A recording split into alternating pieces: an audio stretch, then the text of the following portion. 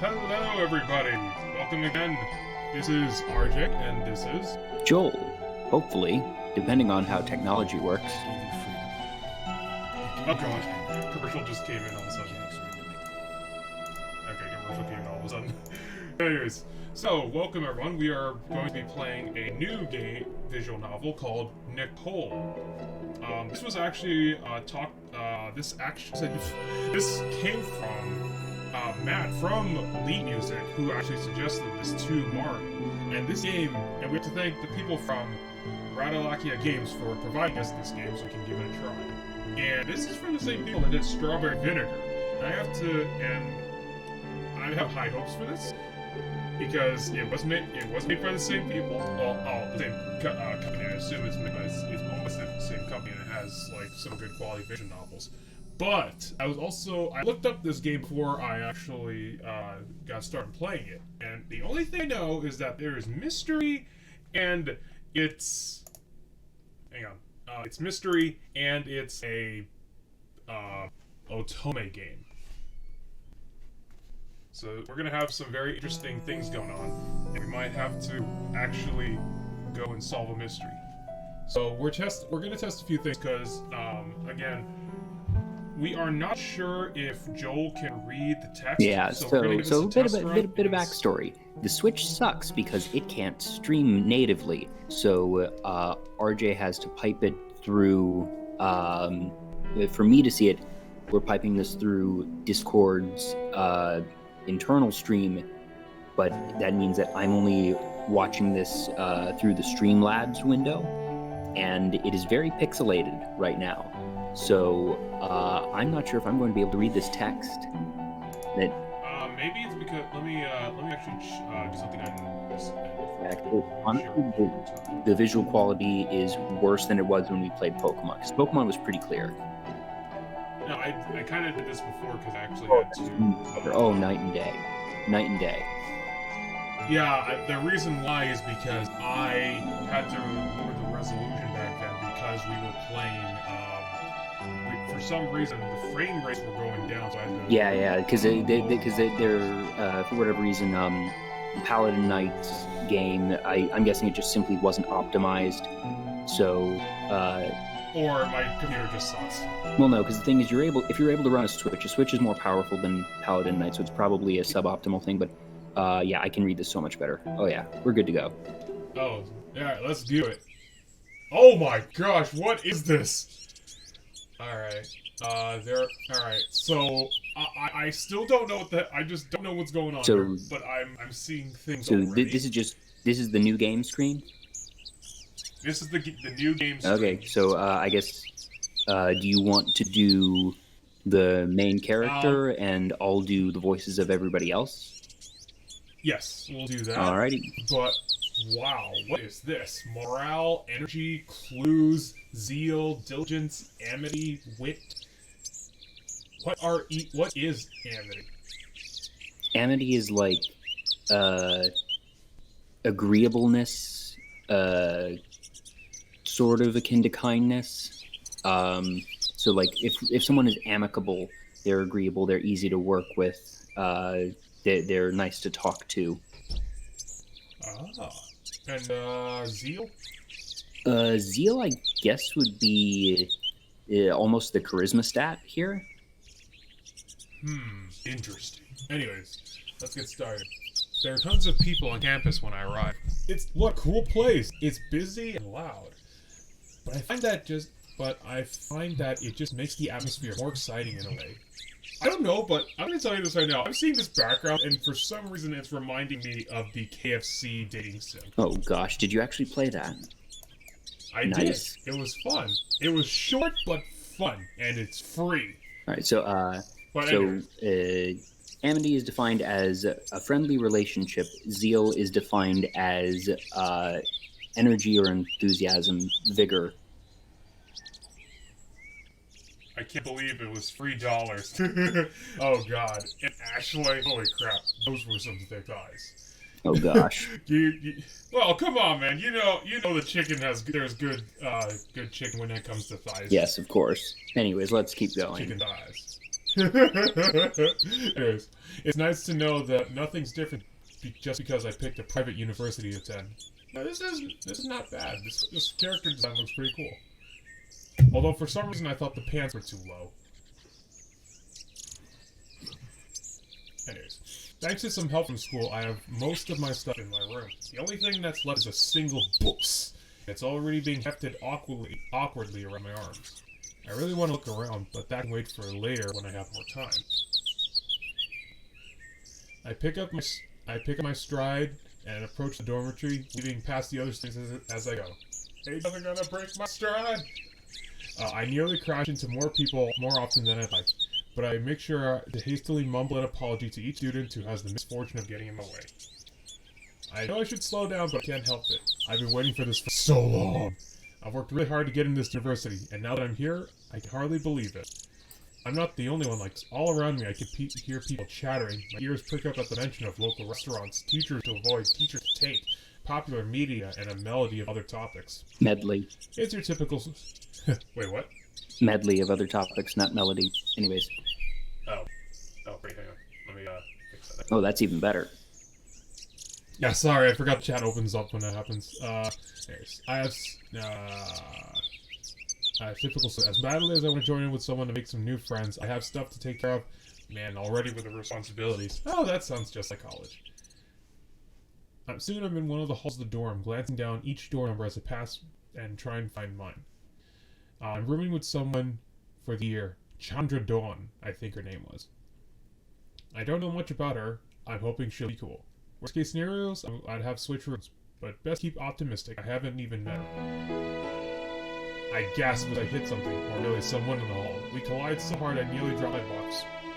But the unfortunate soul knocked down to the ground with a pained breath. Ah, I'm so sorry. Are you okay? I clumsily placed the box down off her hand.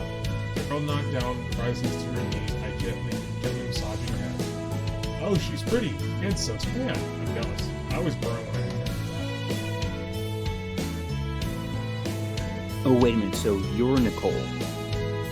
Oh, that's right! Alright. Oops. No, that's fine. But, yeah, so I wasn't sure if that was your friend. Yeah, so I'll you read Nicole's. I'm fine, thanks. I must not have been paying attention. She looks up at me and smiles and takes my hand and pulls us up. I don't have the big box blocking my view as an excuse. I should have tried to watch where I was going. I offer out a hand.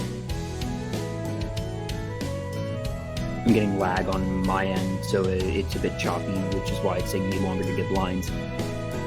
Okay. It's your line still. Oh, I'm Nicole, by the way. My name is Chandra.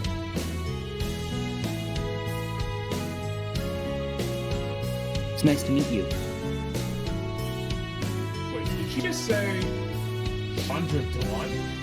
I start to grin at Chandra and I realize that at the same time, she pointed eagerly at me. Nicole? Is your last name Grave? Yes, so that makes us roommates! Roommates! Also, oh dear, your last name is Grave and this is a mystery Otome game. That's foreboding as heck. I squeal excitedly while Chandra gives me a much more conceited Contained. Smile. Contained. I don't know why I said conceited. Wow, Nicole, it's nice to meet you. Same, except the whole knocking you down thing. Oh, that was an accident. Don't worry, I'm not mad. As it changes subject, Chandra gestures to the side of the hall. I can show you over to our room. I actually have to go and pick some more stuff up, but feel free to place your belongings wherever. Cool, thanks, Chandra. I pick up my box and follow after Chandra as she leads me down the hall to the left. I get back down the hall. The second door from the end turns around to be our room, and I bid her off with a tilt of my head before I head in. Our room's pretty empty, but that's to be expected. I give an awkward attempt at a shrug as I hold the box in my arms. I have this room all to myself for now.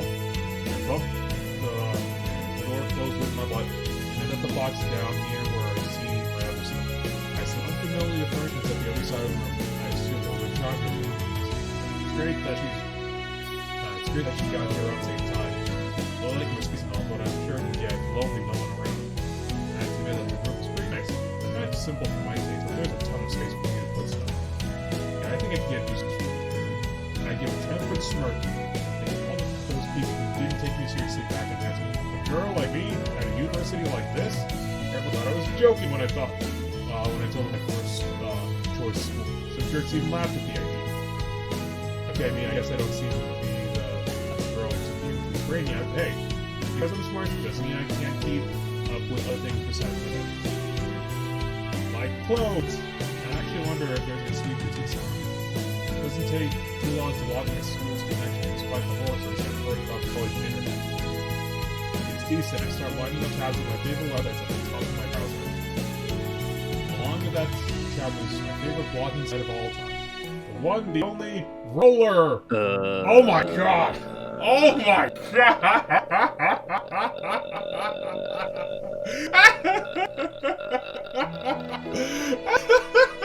Oh my god, I immediately got that!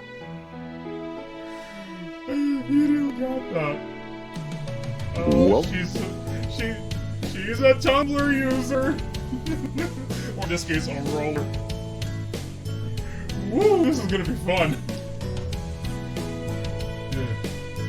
I have my music player going to, and how long to the beat of one of my favorite bands as I scroll through the seasonal markets.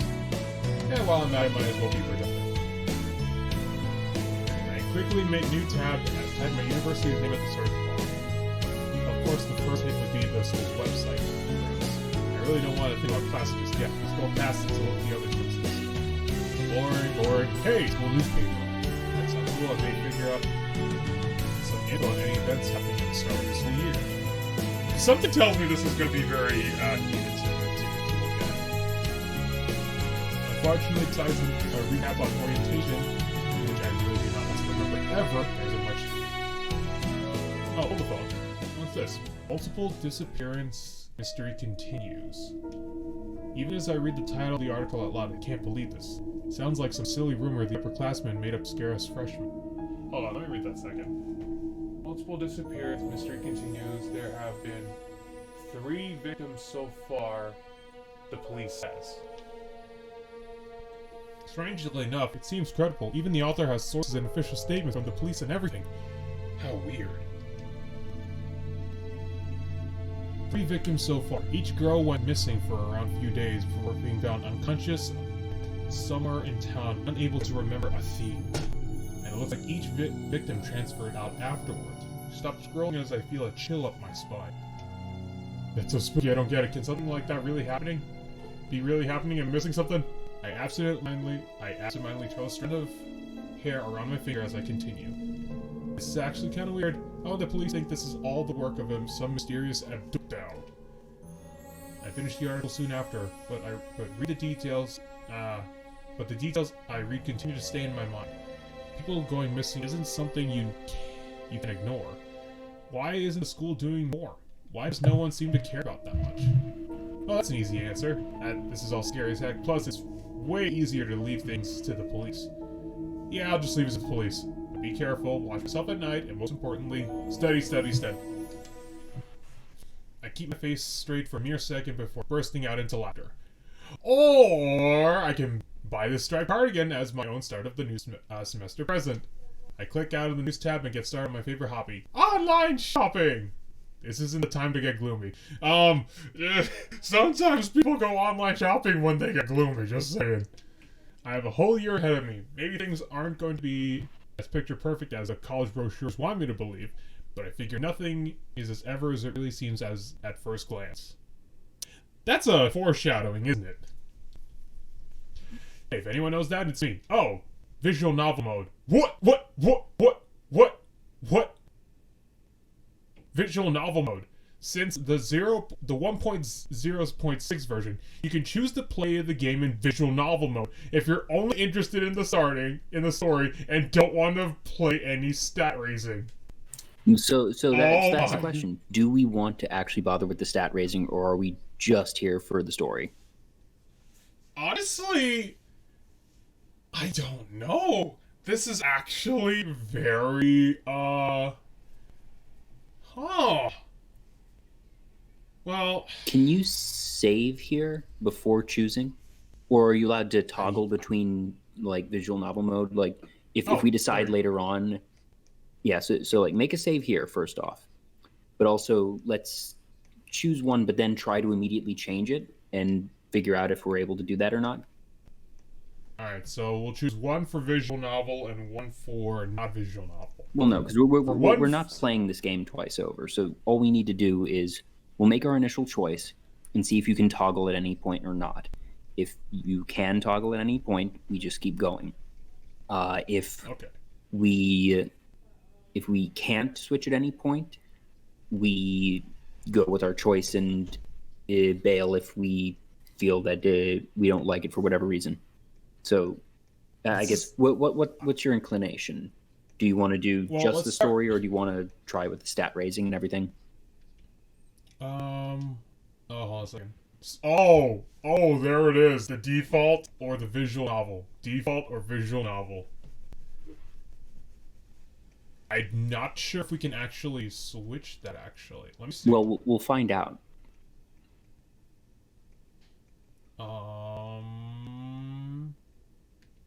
Alright, do you want to start with default? Your choice. This is your stream still. Stat raising gameplay. Yes. There's activities. Never mind. Can't be bothered. Yeah. You know, I'll just wait. Yeah. Visual novel mode. Let's just try visual novel mode for now. The mystery. Well, here's the thing. If we start in visual Oh! novel mode, we're basically never going to do the stat raising one because it'll be so much harder to learn it halfway through. Yeah. So we might as well just go with. We might as well just deal with like story instead. All right. Right? So we're visual noveling.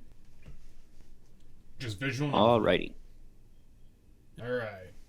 I mean, I'll probably do the default mode on my own time and see what happens. Okay. Anyway. All right. Ooh. Wait. Oh, so the way this works is if you were to do stat raising and stuff, there's multiple endings. But the way that this works, since stats don't exist, you simply get to choose if you want the normal or special endings for each character. Because basically, so this is going to be a true visual novel. Like it sounds like there aren't even many choices. Because the way some visual novels have like dependencies on your dialogue choice, but others are purely stat based, and it seems that this one might just be purely stat based. So by removing that, there isn't that the branches in this game are based on stats, not on dialogue so choices. We just locked ourselves out. Looks like we just locked ourselves out on some of the endings then. Yes. All right. Uh, So obviously we have to go with mystery solved. yeah. So that would be, yeah, special ending. Yeah. Beep beep. Now, for the first 4 scenes, they're fixed. After that, you can choose who to pursue with a menu choice. Only one character you can romance. Enjoy! Oh boy. So you Oh, did boy. choose the special endings, right? All right. Yes. Yeah. Alright, I'm gonna overwrite this one. Because the one right here is the one where you can actually choose visual or standard. Yeah. So we can keep that template for if we decide to choose Yeah. something or change something rather. Yeah. Visualize some novels. Alright, this isn't going as well as I thought it would. Exactly! I take another look at the campus. I pulled up on my phone, double checking to make sure I'm in the right area. Yeah, I totally am. I mean, I think I am. I have no clue. Okay, this place is hard. Trying to find the building where my bio class is going to be held. I found my other 3 classes no problem, so I have no idea why I'm suddenly lost all sense of direction. Because the plot demands it. Yep. God bless all of you. Okay, sorry. You should really just mute the mic when you do that, dude. Because that happens every week. No, I do that because I mute it on the stream, not on Discord. Oh, okay. Don't worry. To think I've been wandering around for 20 minutes feels like it's been longer than that, to be honest. Whatever, I give up. I'm just gonna go head back to the dorm and ask Chandra if she knows. Wait, which way is the dorm again? Oh, this is so bad. Why does the biology department have to have such a confusing building layout? I'm gonna be stuck here forever. I just know it. Hold on a second. Did you just say forever? Wasn't that also considered an internet term? Probably. This is very much shaping up to be like, this is a game for gamers. This is drenched in internet culture already, so... I mean, we just had Tumblr explode. Yeah, also I'd be curious what year this was released. What year was this released? Don't know. Well, we'll have to look at it. We'll have to look at it later. Anyways. And if I'll never find my biology class. I'm gonna flunk out of school and become that old lady who lives with 1,000,000 cats for the rest of my life. Okay, This was released in October of 2013. That explains everything. Oh wow, 2013. Wow. I don't even like cats that much. When did Tumblr die? Tumblr's still kicking, but they had multiple transformations, because first they were bought by Amazon, and then they removed all NSFW content, which was supposedly its staple. So the platform still exists, but it's still used a fair bit. Its populace has just changed, but to be honest, it's probably still kicking. So meh. But its heyday was much more around the release of this game. Okay. I'm right in the middle of my mental breakdown when I hear someone call out to me. Hey, oh. Hey, you there! I hope it's actually a guy that's calling out, because I have no idea who I'm voicing. Yep, it is. I see a guy. All right, the first romance.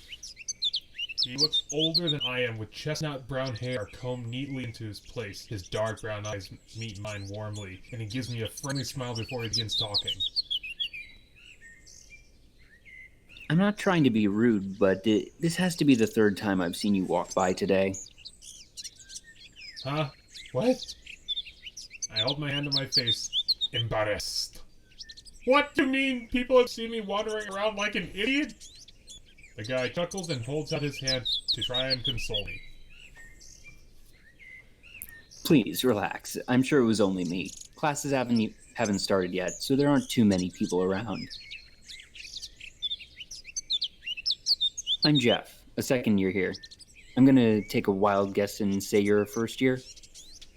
My name's Jeff. Jeff? My shoulders Jeff? sag. Jeff.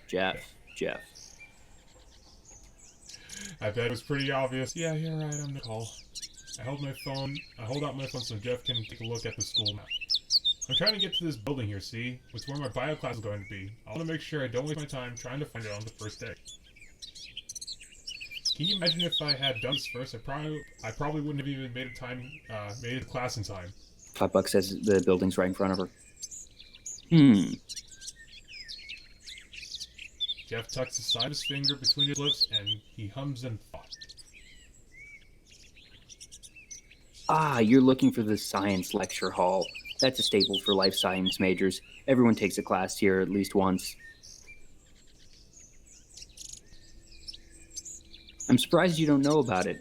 They didn't show you the building when you toured the school for orientation? It's a big deal in this department. Really? I should have been more clear. I'm not a life science major. Pre-law, actually. Oh, she's pre-law! Oh.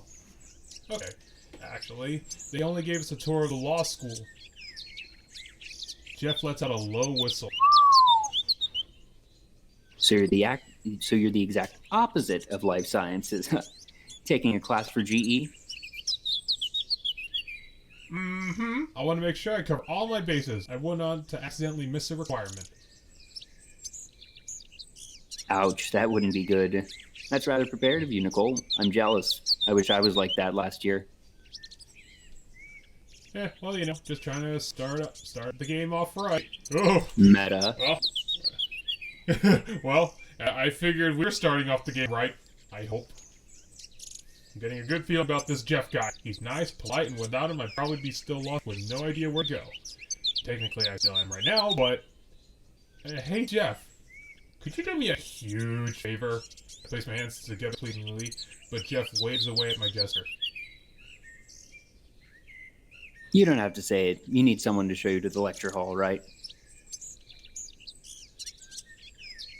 Well, you've come to the right place. If there's anything I can do, it's lead the way. I know how hard the first year can be. Getting used to a new place is quite the challenge. He starts to walk and gestures me to follow after. I skip over to his side, listening to Jeff as he goes on. You should be fine, though. If you remember where the landmarks are, like the library or the cafeteria, you'll make your way around campus easily. Jeff speaks so surely that I start to find confidence in his words. I'm really lucky to have bumped into him. Maybe he can show me the ropes to this place. For now, he just shows me the route to the lecture hall, making small talk along the way. It's pleasant, nothing too gripping. He just asks questions about where I'm staying, what other classes I'm taking, the basics.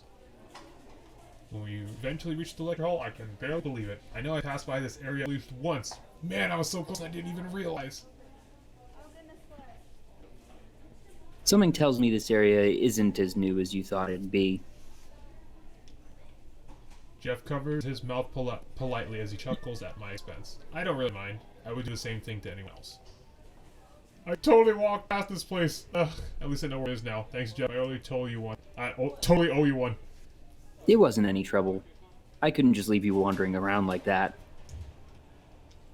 Jeff leans forward excitedly and gestures over to the doors.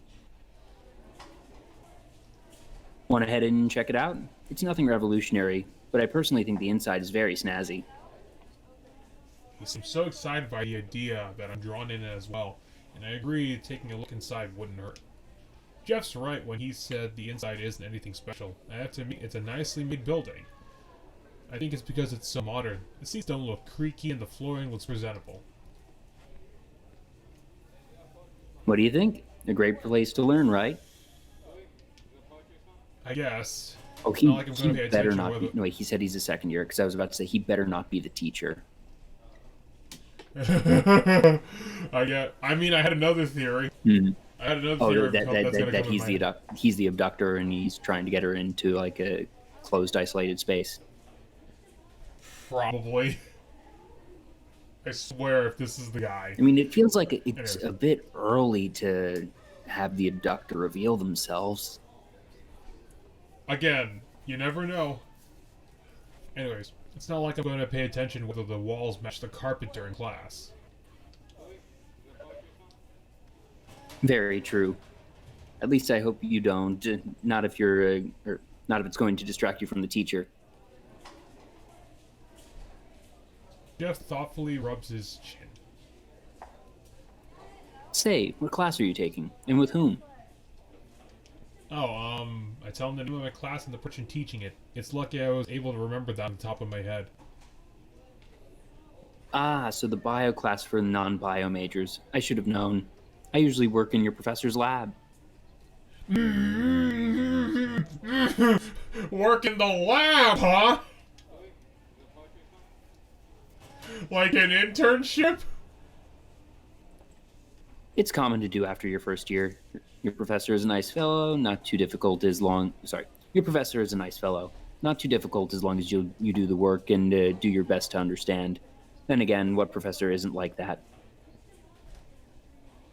I I can tell you some professors that I've dealt with. Jeff laughs at his own joke. He sure sounds like he had a lot of experience around here. Makes me feel like such a noob. Do you mind when I ask what your major is, Jeff? I don't think you ever told me. Human taxidermy. Why do you ask? Me? I don't mind at all. I'm a pharmacology major here. Oh yeah, he's totally the abductor. He's absolutely the abductor. Oh my gosh. This is so blatant. Or he's the best red herring ever. I like the moment for those who don't know what medicals are, this guy makes the drugs, so I'm like, it's possible he works in a lab, does pharmacology, there's a chance he might be putting in some sleeping drugs and whatever. It's okay, again, this sounds like it's possible for him. That this has, I actually am starting to think that he's a red herring. Because this feels too obvious. For real. I'm on the fence for both ideas. It's coincidence. It's too perfect. That just for the very first person you meet after reading about the disappearances, and for him to like come out and say this stuff, it feels too obvious. Or hey, maybe they're just playing to the tropes. Let's keep going. We'll see. Anyways, that's like medicine and all that jazz, right? A beat passes. I look at Jeff to see if there's anything the matter. I see him smiling at me, but the corner of his mouth is twitching ever so slightly. Around those lines, yes. Though it's more about biology and how drugs affect biology than medicine and all that jazz. Either turbo red herring or August choice for what path. A la the multiple endings of Clue. Mario. Yes.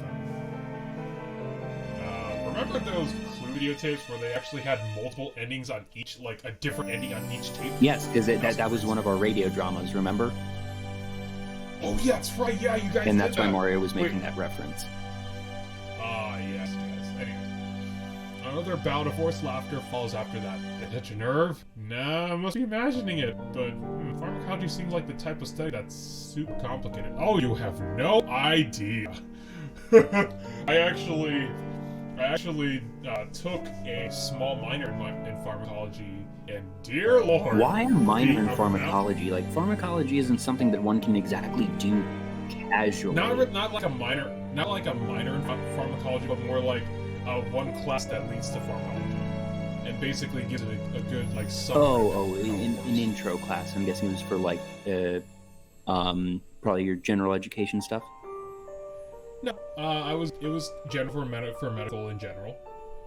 Oh, okay. Yeah, because I took medical classes. Oh, I didn't know that. Neat. Yeah, I did medical, did psychology, did a lot of emergency stuff. I have a lot under it. So I have a lot of understanding of some medical. Yeah, that makes sense. That if your major was anything in the medical field, that you would take the intro for everything. For instance, like I majored in marketing, but I had to take intro to finance, intro to accounting, intro to supply chain management, all that jazz. Yeah, and dear lord, you had no idea how much math was included in pharmacology. Well, yeah, because it's science. It's a specific amount. Yeah, it's chemicals. It's chemistry. Basically, and hence why this feels like, oh gosh, this guy could be the abductor. Yep. Definitely making his drugs in the lab. Yep. And I'm just like, man, this is also a good thing. Another good thing to understand. Also, let's keep going. We're getting stuck a lot. I was gonna say understanding medical jargon helps you understand something other video games. Like, okay, oh God, we actually have to get choice. Interesting. Because if we're gonna romance him, then you got to be complimenting. Pharmacology must be interesting. I don't know very much about it, but I can tell there's a lot into it. Oh, perfect. There's certainly a lot to it. Drugs get a bad rap, but they have unlimited potential. You wouldn't believe the effects they can have on the human body. You'd be amazed. God, stop it! It's like, I feel like, should I just start reading him in a really ominous voice as if he's, like, not even trying to be subtle? Let's do that. Just voice him like Nephiite or something. I have no idea who English Nephiite is. I have no idea who Nephiite is. Nephiite from Sailor Moon, from the DIC dub of Sailor Moon. Oh, I never watched it.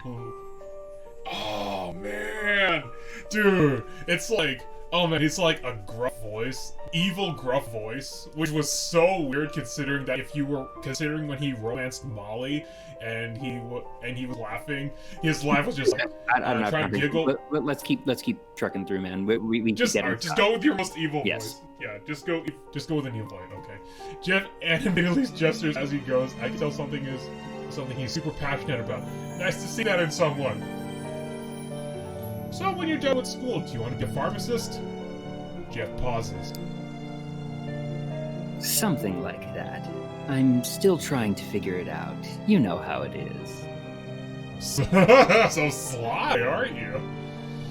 Yeah, I hear you. I don't want to go into law, but there's so much I can do with it. I figure something will come up during my 4 years here. Oh, so basically it's kind of like just doing general education type of thing, but still focusing on law. You could always switch your major to pharmacology, like mine. I quirk an eyebrow and give Jeff the side eye. Science isn't my thing. I mean, it's cool, but I don't know if I want to make a career out of it. But you said But you said you thought it seemed interesting. You're contradicting yourself. Uh-oh. Jeff furrows his eyebrow and glowers at me. Is he pissed at me? I know he's telling the truth, but it's not like I made some lifetime commitment. Only kidding, of course. Wow, this guy! It's like that's another big flag of just like, okay, this guy's like actually got sort of like an aggressive, possessive, dark side. Like, is he actually just this blatant red herring or not? We'll see. We're about to subvert expectations. Okay. Jeff's face relaxes back to his congenial smile. I blink a few times, thoroughly phased. Kidding? Oh, you mean all that stuff about me switching my major? Yes, that's it. Why would I force you to do something that you didn't want to do? That wouldn't be very nice of me. You're right. You really had me going. And I thought he was serious the entire time. Anyway, I think we've stayed here long enough, don't you think? Let me lead you back to your dorm. Red flag! Red flag! Red flag! You don't have to do that for all my sake. I can manage. Are you sure? No, not really. Red flag! Jeff laughs. Oh, right. Jeff laughs in the face of how blunt I am. Oh, wait, sorry. Wrong laugh. I grin sheepishly in response. Seriously, if it's gonna be out of your way, I'll be fine. I don't want to bother you. Nicole, trust me, it's not a bother. Jeff winks at me as he holds the door open for me. Let's go. I'll show you a shortcut. Yes! Oh! Reluctantly, I smile and head out the open door, trying not to be ungrateful, but I feel bad for dragging Jeff into me like this. I'm sure he has better stuff to do than lead some girl around. Gertrude is where he shows me how to get from the lecture hall all the way back to the door, and it's shorter than I thought. Man, I must have wasted so much time. Phew. God, I thought we were gonna be like a... And voila! Here we are. I legit thought we were actually gonna get a game over. No, I don't think that's possible yet, because literally we've had no options, and we chose the no stats thing. No, that's not actually how... Dudes, they had it in strawberry vinegar. And I wouldn't be surprised if they did it here. But remember, we haven't even had an option yet. We've had literally one dialogue option. There's no way they would have a game over for one innocuous thing of that's interesting versus that sounds hard. That would be the most absurd visual novel ever. Anyways. Yeah. Anyway, so ours, like, it's true. He legit instant death in chapter 1. Yeah. But I have we literally made, like, you had to have made, like, at least a couple of decisions that led to your insta-death. Yeah. We were like, accept? No. Are you sure? No. Yes. Are you really, really Okay, sure? Yes. Tried to let you. Yeah, this is not that. Anyways. Anyways, Jeff sweeps an arm behind him, gestures at a dorm building like it's an amusement park attraction. Thank you so much, Jeff. That was such a shortcut. When it comes to the life sciences department, I know all there is. I'm usually around these parts, so if you ever see me, don't be afraid to say hi. There's something I need to take care of, so I'm off for now. It was certainly a pleasure meeting you, Nicole. Same to you, Jeff. Thanks. See you. So we've decided that Jeff's persona is the overly creepy guy who is either the obvious villain or the most absurd red herring ever. Yep. I waved goodbye to Jeff. Well, we'll see what happens. We still haven't checked the other, because this isn't a home again. There's other choices here. I waved goodbye to Jeff until he's long gone, then I turned my heel back to my door. Man, meeting him was such a lucky break. I can already tell he's an awesome guy. Who knows? Maybe I'll run into him again sometime soon. Ah, this isn't fair! I struggle on to my criminology class 10 minutes before it's supposed to start, and what I see makes me wants to cry. Nearly all the seats near the front are full. I slump a little and bow my head. I didn't need to sleep through my alarm. I even made sure to sleep at a reasonable time so I could get up early. So much for that, stupid body. There's no use complaining about it now. I better get to sleep before I'm left with the ones in the very, very back. Oh, that's oh snap! Look at the top corner right there. It actually, I was wondering. It's a calendar. Yeah, it's a calendar, and it tells what section of day it is. So yesterday with Jeff, it was like midday, and now we're at dawn. So that's really cool. Although I'm still trying to figure out what the graphic for Nicole, the miniature drawing of Nicole, is going to be used for. It's probably status that right now she's just sort of normal. Alright. I hurry to the aisle to do my best to look inconspicuous as I scope out an empty seat. The ones I see are all around the middle. Probably have to scoot past a bunch of people to reach one. That's going to be awkward. Are there any alternatives? I spot a seat in one of the clover rows, 2 away from the aisle. Not exactly the middle I prefer, but beggars can't be choosers. I'm going to have to get past these 2 guys sitting in the way, though I clutch my bag and slide and give them a nervous smile. Excuse me. Once they notice I'm in, like right there, I shuffle my way towards the seat, doing my best not to trip on their feet or bags. I nearly make it before my foot snags on someone's backpack. Reflexively, I spin over my shoulder, and I feel my shoulder bag whack onto something. Oh, that sounded like a really hard whack.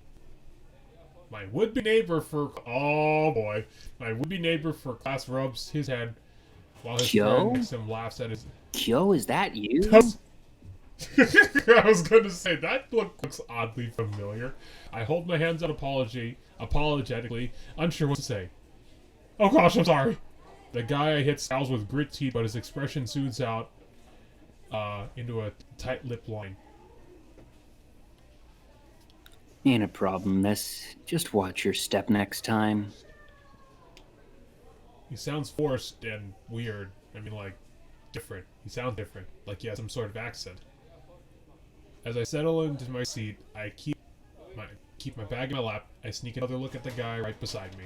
His hair is sandy blonde and wavy, like he'd been caught in a breeze outside. His eyes are also a really light shade of brown.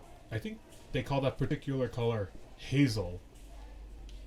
Eavesdropping on his conversation gives me a chance to listen for that accent, but he and his friends are speaking so quietly I can't really catch it. I'm soon cut off as the teacher begins with a lecture. Oh well, that wasn't important. I was only curious. The lecture goes on at its normal pace, and I forget about paying attention to the guy next to me. Soon enough, the teacher dismisses us, and the classroom is sent roaring with the sound of hundreds of students packing their bags at once. Oh god, this is giving me college flashbacks, and I don't want to remember college flashbacks. That was some really heavy times. People next to me are freakishly fast. Not that guy and his friend to my left, but the ones to my right. Man, can't they leave from that side? I can see them waiting on me from the corner of my eye. It's like pressure is on. I saved my notes on my laptop, shut it closed, and stuffed it in my bag. The guy and his friends don't seem as rushed as I am, but I make sure that I'm out of that road as soon as possible. Maybe a better idea to sit somewhere else less crowded next time. If I manage to wake up, that is. The door slams shut behind me as I leave the building, but a moment later I hear someone throw it open again. Excuse me. Is someone talking to me? I turn around and I don't see anyone else nearby. To my surprise, I'm looking right at the guy who sat next to me in class. I point myself unsurely. Now, who else would I be yelling at here? Of course I'm talking to you. He marches straight towards me and thrusts his hands out filled with several familiar-looking pens. Hey, those are mine. Did I drop them? He nods curtly. You left them behind. I didn't notice till you were long gone, so I figured I'd get him back to you. Oh, he's a tsundere. Thanks. I hold my palms out, and the guy drops the pens carefully in my hands, wrap my fingers around their necks to keep them secure. I didn't even use these guys in class today. How did I manage to drop them? Oh, I stole them from you. I'm a kleptomaniac. Your bag probably had an open pocket. Best be careful not to let that happen again. Not everyone in the world is kind enough to return them. I'm really glad you were. And modest, too. Yeah, I laugh in relief as I put my pens in my bag. Make sure to double check that I close the pocket this time. I'm Nicole. It's nice to meet you. Ted. Likewise, it's a pleasure to make your acquaintance. Oh, so since we're having a chat with him, does this make it a TED Talk? I will disconnect from this stream, sir.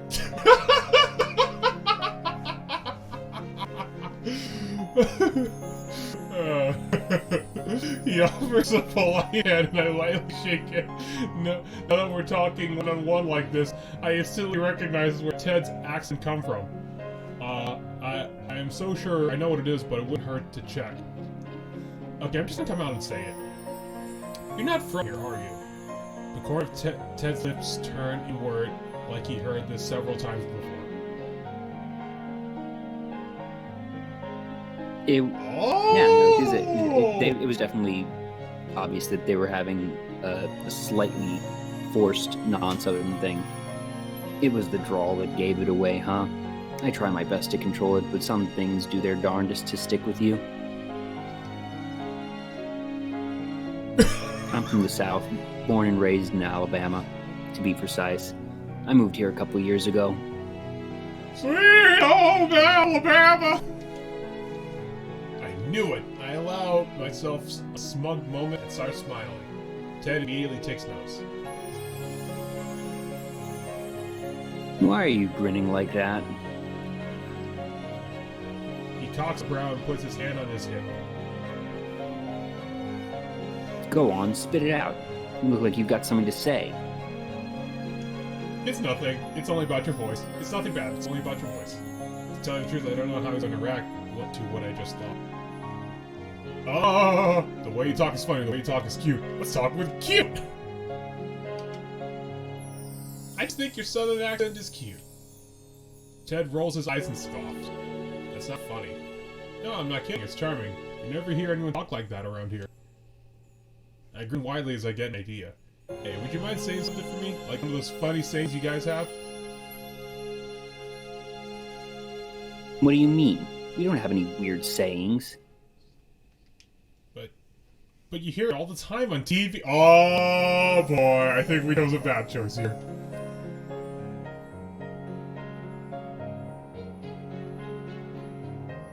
Oh, Ted shoots me an incredulous look, looking at me and shakes his head. Suddenly starts talking a mile a minute. Sounds incredibly defensive. Are you really gonna believe that? Okay, maybe there's a little truth in those shows, but just a little. No one really talks like that back home, especially not me. I feel like it was a doomed choice either way, because calling it funny isn't obviously going to lead to something bad. I guess. And another thing. The top of Ned's cheeks go a little red. Don't call me cute. There ain't no guy who'd want to be called cute like that.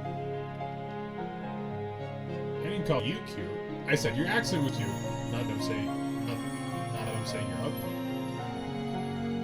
It's the same thing in principle. Ted shouts testily, and he clears his throat, embarrassed, and realizes how worked up he is. Pardon. Didn't mean to yell. You're better off finding some rodeo clown to talk Southernese for you, not some toy for you to play with. I decided to lay off the poor guy as I hear how happy his voice sounds out. It's kind of fun to see how far I can push him. He seems so composed. I wouldn't imagine it being this easy to rile him up. Fine. You just said a whole bunch right now. I figure that counts. I just have to wait for you to slip up and give me something especially Southern. Nicole's a jerk. That ain't gonna happen, so don't bet your britches on it. Both pause. I give Ted a cheeky look. Shit. He looks about ready to slide his hand down his face when he realizes what he's done. He tosses and coughs in his fist, ready to hastily change the subject. Anyway, I didn't get a chance to say this, but thanks for the compliment. I mean, I'm still enough of a gentleman to know when to express my gratitude. No problem. I meant I like how you talk. Hey, it's still got it. Yeah, this funny was going to be obviously teasing, and there had to be a right answer. I get it. You don't need to keep saying it every 2 seconds. I'm only making sure you know. I have to say, if these were together, I'm gonna say that if we spend more time with this guy, it's probably gonna be that back and forth dynamic. Well, yeah, because he's a tsundere. Yeah. It looks like he's really trying hard to hold back his sigh. But I can tell that the two of us have gotten a little friendly. You don't just argue with some random stranger. At least I don't. I kind of wouldn't be surprised if Ted did. What about you? I hear you got an accent yourself. What, me? I don't have an accent. I think. You kidding? Sure you do. If I had to take a guess, I'd say you're from California. There's a Californian accent? There's a subtle dialect there. It's not as iconic as a southern accent for sure, but California, especially depending on where in California, can have its own slight drawl. Just like there's the reason that you hear. Have you heard the phrase "Valley Girl"? Like the Valley Girl twang. That's because the California Napa Valley. Oh, I thought that was Jersey. Because I hear a Valley Girl like. No, Valley is distinctly Californian. There's no valley in New Jersey. I just assumed Jersey. Anyways, he's like the first person to ever guess that right away. Yeah, I'm from there. How'd you know? Does it really come out the way I talk? I learned it early. You never realize how different you sound until you're surrounded by people who don't sound much like you. You might as well stand out like a sore thumb. Ooh, good wisdom there. Makes me feel all self-conscious of my voice now. I know Ted minds since he's in the same boat, but I wonder what other people will think when I speak to them. Maybe it's just Ted who's good at pointing out this sort of thing. Yeah, let's just tell myself that. Self-denial. This is in Florida? Oh, wow. Okay, so that... If you don't mind me asking, why choose a school all the way out here in California, or out here in Florida? It's a nice place and all, but ain't it far? It was a pretty long plane ride for sure, but this school has such an awesome pre-law program, and I got some financial aid to pay for it, so money isn't too much of an issue besides the usual stuff.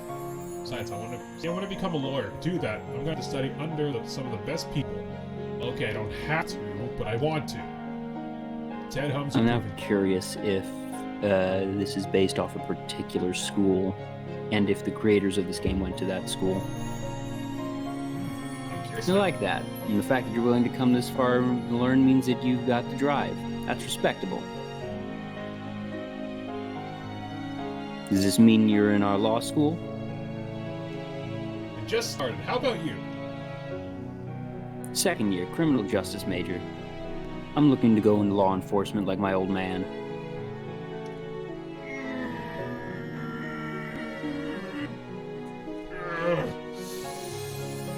Oh no. Oh dear. Well, the thing is, so if he's looking to go into law enforcement, that's just that he is less likely to be the criminal. No, but I'm just like, I don't want to put in current events, but I'm just like, I just can't stop thinking, considering law enforcement, Florida, this year, oh dear. Well, the thing is, law enforcement in Florida is not the problem right now. People going out without masks is the problem in Florida right now. Law enforcement in Portland is the problem right now. That is true, but... It's two separate things going very wrong, being mentioned in the same sentence. I guess. Whew! Okay, let's shake that off for now. Ah, so like joining the police or something? That sounds very scary. I don't think I could ever do it. My pop says it can be hard at times, but that's not enough to scare me off. The way Ted says it isn't backed with cocky arrogance, but humble confidence.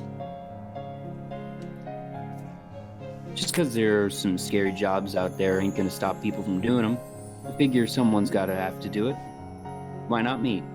Something I want to do? Well, even better. Well, okay, this is pretty admirable, at least.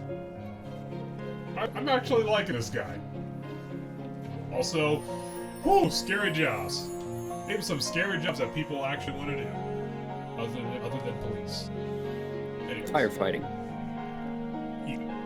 Ted looks down at the watch on his wrist. Oh, and I guess EMT counts as well.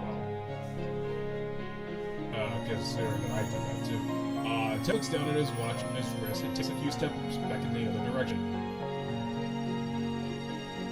Alright, I got your stuff back to you, so I'm done here. I'll see you around in class, probably. Remember to keep better track of your things, okay? Will do. Bye, Ted. Thanks for the talk. I wave Ted off as he departs and then fall into my own thoughts for a moment. Compared to him, I'm pretty spastic. I woke up late, hit him in the face, left my things. He must wonder how I get around him my own. But every cloud has a silver lining. If I hadn't left my things, I wouldn't have made a new friend in class. If I called Ted that. It seemed like he was keeping a professional distance from me during the whole conversation. I guess it'll take some time. We have a whole semester to get to know each other. Oh boy, a football field! Would you like it to play a jock? Let's see. I look down at my phone and quirk an eyebrow at the words that are jotted down in my notes. Okay, so I'm at the football field. Yep, this is definitely the football field. I can see a giant yellow goalpost poking from beyond the bleachers. What I don't see is Chandra. And this is where she told me to go. She has cheerleading practice today, but somehow she forgot her special cheerleading shoes in our room. So being wonderfully awesome roommate that I am, I offered to bring them to her. But the directions are so confusing, I wrote them on my phone, but I didn't realize how complicated they were until I started following them. Ugh, girl directions. Should have known. Well, I made it this far, and if movies and televisions are telling the truth, I should find the locker room somewhere close. That's where she'd be, I think. Chandra's actually the abductor. She's offing girls who are threatening her spot on the cheerleading squad. Alright, so it's either Jeff or Chandra. You want to go with that? No, I'm just bullshitting. Alright. A brief glance around. Oh, this is actually another day. It just changed from September 2nd to 3rd. Oh, yeah. Wow. A brief glance around, and I see some kind of building nearby. I don't have any better guess as to what the locker room should be, so I figured that must be it. Even if it isn't, I could at least find someone to ask for direction. Maybe I'll even find Chandra there. Chandra. Either that or get to... Yeah, Chandra there. I push the possibility to my back and out of my mind and head on over. Well, it's I am reading things Chandra wrongly today. Or Chandra, but it's know. definitely the soft A. Yeah, Chandra. Okay. Jojo, Chandra, or Chandra. Either one will. I actually have to figure out how should we pronounce that. But anyways, continue for it. I push that possibility to the back of my mind and head on over. Inside of the building is all white walls and blue doors are school colors.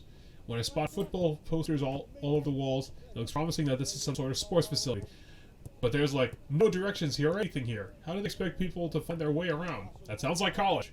I have to really find Chandra before her practice starts, and left shoeless.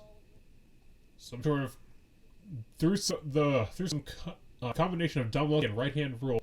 It's not long before I wander into a room with rows of lockers against the walls. Ha! I did it! This building is where the locker rooms are. Surprisingly clean here. Stray water bottle, a few towels left on the benches, and some shoes messily shoved in a cubby corner around the lockers. But it's not like there's stuff littered around the floor. Wait. I take a better look at the shoes in the cubbies. Those look like guy shoes. Oh no! Doesn't that mean, before I have a chance to finish that thought, some guy walks into my view, blood drips from my face as I see him. It's a tall guy with messy blonde hair and sharp blue eyes that whiten as he sees me. In his hands a recently wrung football jersey. The only thing covering its top is a pair of shoulder pads, which still leaves his abs deliciously in view. Okay, I shouldn't stare. Okay, I shouldn't even be here with you, this nearly shirtless guy. Fail to find words, start sputtering like a moron before turning and running out of the locker, press myself flat against the nearby wall, nearly sink the floor. Oh my god, that was so embarrassing. My head pops up, I hear footsteps, please don't help me. Yo. Hesitantly, I look up to meet the blue so you are actually going to be playing a jock. So I look up to meet the blue eyes of that guy before. Thankfully, he's wearing a jersey now. I see the number 9 printed on his Number chest. 9? There's a lot.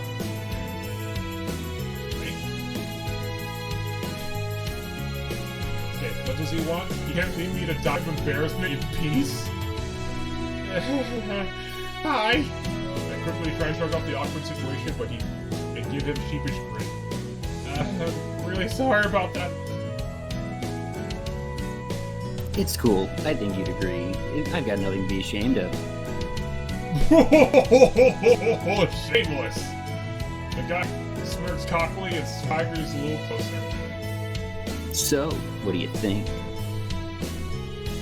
Huh? His smirk smooths out into something a bit more suggestive. Danger! Danger! You like what you saw? Danger! Danger! Oh! It hits me a second later. Wait, are you serious? That guy gestures to his chest like it's a fine piece of art on display. Yeah. Oh. Hey, I work hard for this body. I think I deserve a little appreciation for it sometimes. Still, is that really something you should be asking someone you barely know? Kinda desperate. Ooh. Says the girl who was just scoping out the boys' locker room. I grumble and ball my fists up. That was an accident. It's not like I did it on purpose. Accident, huh? So, you're a lady perv and blind. Kind of an oxymoron. The guy leans against the wall. It's only then that I notice there's a plaque that says men's locker room. He knocks it with the back of his knuckles victoriously. He has a plaque there. I must have missed that. My admission makes the guy burst out of laughter. I hold back a blush so he doesn't get the satisfaction. Is he seriously trying to get on my nerves? Who is this guy? Don't laugh at me. Who do you think you are? He's totally the quarterback. Yeah, He's totally the quarterback because it's always the flipping quarterback. The guy stops cold, looks at me as if I'd asked an impossibly Oh yeah, stupid he's the question. quarterback. Who am I? You're asking who I am. What? You've been living under a rock? You're looking at the mighty... Oh, God. They just pulled me... Oh, my God. Screenshot this right now. Oh, my gosh. Wow. This has aged so well. This has aged so well. You're looking at mighty number 9, Kurt Mandry, quarterback of the football team. Mighty number 9. Oh god. I had friends who backed that thing. Oh, did they get the physical copy? I don't remember. Like physical, I just remember it was a train wreck. Oh, it could have been so much better. Anyways, he holds up a finger, leans onto me, and winks. Not only that, but I'm only a freshman. One of the few that made the cut this year, I might add. I don't buy it. The guy, or Kurt, deflates like a balloon. I silently hope that his ego does the same thing. Come on, I got the jersey, don't I? Sure, but if you're a freshman, of course I wouldn't have heard of you. It's not every day a guy like me joins the team. Usually I'd be pissed at anyone who doubted me, but since you're a mighty fine babe, I think I can let it slide. Oh, wow, this guy is cocky! This guy is... I'm going to need to channel every scrap of smugness I can muster, and I'm not terribly good at being this... I can be smug. I'm not good at this brand of smug. God, I feel like wait, have you played No Heroes 2? No. Oh man, there was this guy who was like football player, who was like the football player that kept fighting. Oh my gosh. Like, he had the most Chad voice as a football player, and I was just like, this totally would have fit this guy, but he doesn't have, like, super buff muscles on him. God! Oh, God. Anyways, go ahead. Put it in your best voice. No, I already did this line. Just this once. No. He grins at me like he's done me the world's biggest favor and a scowl. Yeah, this is different. You still haven't told me your name, you know. So you're not only blind, but mute too.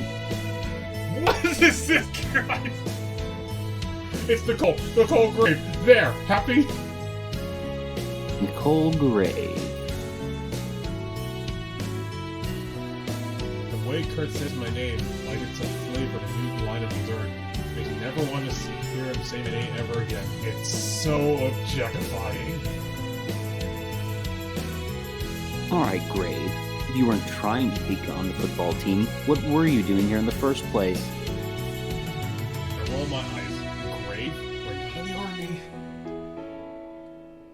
I'm trying to find my friend. She's on the cheerleading squad, but she forgot something. I'm trying to get it back to her. That's it? Easy. The cheerleaders are at the practice field right straight north of here. You can't miss it. Oh. Thanks. It totally sounds fun, but I have to give credit where credit is due, even if this Kurt is doing his best to push my buttons. No problem. You're lucky I was here to save your ass. What? Yes, whatever. Oh, okay. Yes, whatever would I have done without you. Make sure my sarcasm isn't lost on him before walking away. Unable to stand Kurt's presence for a sec longer. However, I don't get too far before I hear him yell after me. Hey, wait. Ugh, what? I look over my shoulder and see Kurt give me another suggestive grin. You didn't answer my question before. Uh-oh. Question? Oh, you mean if I like what I saw? You can tell it to me straight. I'm used to the ladies loving the guns. Oh, Kurt brings up both arms to flex. Not gonna lie, he does have nice body for sure, but do I really want to his ego even more? Oh, these are both insulting. Okay, so you think that's all it's gonna take to impress me? It's good, but I've seen better. So, I guess if we want to actually try to make them all like us, I think the first option's better. Because the second one is just going to agitate and make him competitive. The first one is going to make him try harder. And in ways that aren't related to muscles. I was actually going to go with the first one, too. Yeah, I think the first one. Let's go. Also. Oh, well then. it just automatically just went high, huh? Also, I'm so gonna be clipping that my number 9 joke. Yeah, that was good. It's my turn to smirk now as I come up with a response. I know your type. My type? Yeah, you're the type of guy who thinks he can waltz up to any girl, show some muscle, and she'll be putty in your grubby man hands. Well, newsflash, it's gonna take more than a 6-pack to impress any girl worthwhile, especially me. You'll need a lot more than that. I expect her to yell and give me a chance to take a getaway, but he just stays quiet and gives me a hard look. Kinda unsettling. Then what's your type then? Ooh! My type? I could hit myself and I realize I sound just like him. You know the type of guy I like? What else? No, I never thought too hard about that. I caught my head and not thoughtfully. Call me shallow, but I hope I find him attractive. I want a guy who's funny too. It helps if he's smart, has a good personality. Oh, and bonus points if he buy me clothes whenever I want. Keep you super awesome, ha, just like Wonder Man. Pardon? Wonder Man? You mean that superhero? Duh, who else? Kurt shakes his head and hold out a hand to stop me before I get carried away. I'm talking about real people only, Grave. Not some creepy crush you have on some made-up character. I'm not here to talk about your husband, Billy. Hey, I didn't say I had a crush on Wonder Man. Anymore, I had silently. The short is my attraction is complicated, like most people's. You know that if you did base everything with boobs and a pulse. Not that I know for sure, but I bet I'm right.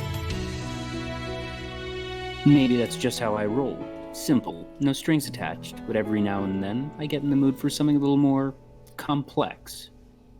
Oh dear. I see him eye from top to bottom and I shudder and back away.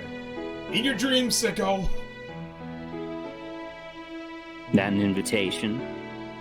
Okay, ooh, okay, this is wow, weird. This guy is scum. This guy is complete and total scum. This is the job, remember that! Also, like, leave it to video game creators to make the jock the scummiest. Like, I know it's playing into stereotypes, but just like, I can feel, like, residual resentment that the creator, or the writer at the very least, had for jocks themselves. Curtain grits infuriatingly at me as I told him loudly. I would care about containing him longer. I am getting out of here. I'm going to find my friend before I fall in. I make it a point to avoid his stare, but as I walk away, I hear him bid me goodbye. Don't think I'm going to let you get away that easy, Grave. I need to keep my eye on someone like you. Red flag! Nah, no. This guy is too neat-headed to scheme anything. I face him and just glare.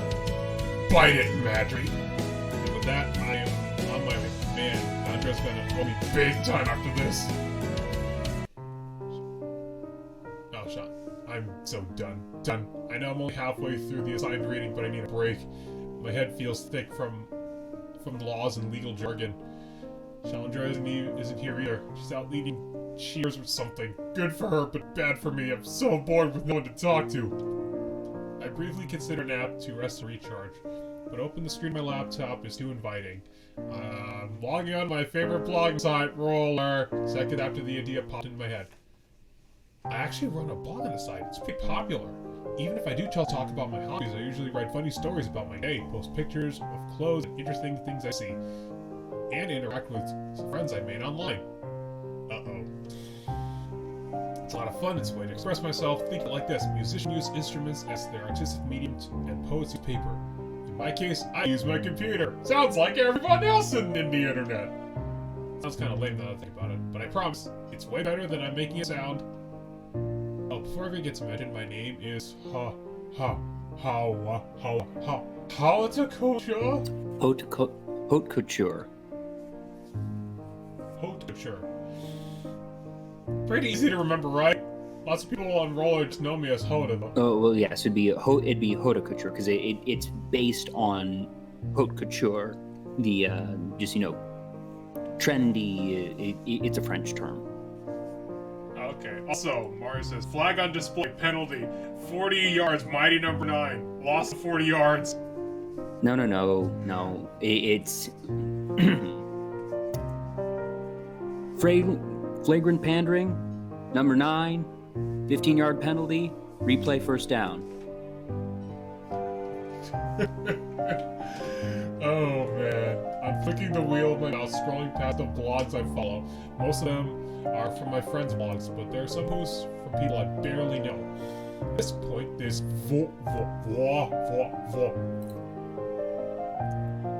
Who's this? What with these French things? Voy? Yeah, Voy. Voy, this totally cool blog that's been getting super popular. Wait, hold on a second. Wait. Oh, I pressed auto by accident. Shit. You got me a series of posts dedicated to antique cars. Don't get me wrong, I'm not a gearhead. That's why my mind was seriously blown when I couldn't stop reading. Well, no, actually, it's voix, which is French for voix. French for voice. I had a feeling it would be that. But it's voix? Yep. Yeah, kind of like voila, I guess, when I think about it. Well, no, because voila is VIOLA, and it's spelled like viola, or viola.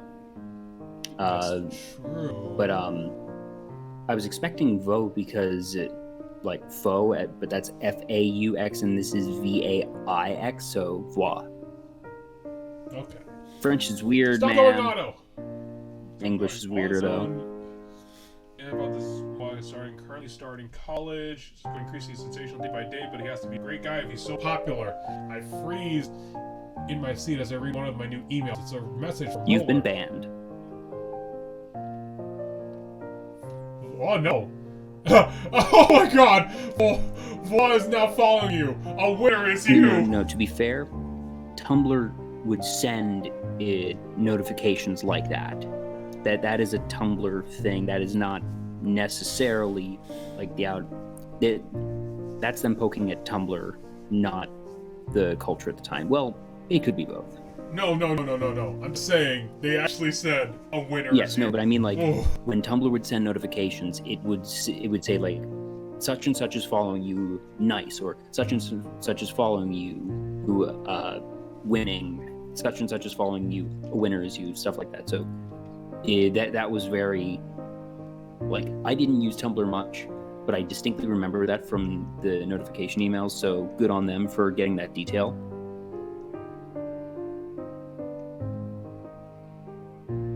Okay, I don't know why it's constantly just I don't know why it's auto skipping all of a sudden, and I told you when I turned it off. Alright, so I'm ready to leap from my seat. Seriously, I grab my chest as the widest grin stretches my face. One of the coolest bloggers is following me. Ha! Total score. Checked the email date, and it was sent yesterday. I've been online to concentrate on reading. I had to. So basically, I haven't been online because I had to read school stuff. Wait a second. I haven't thanked him for following me. What if he thinks I'm ignoring him? Oh man, I just don't want him to think I'm rude or anything. Alright, Nicole, calm down. You can do this. Just think of something. Act naturally. That's always the natural or polite.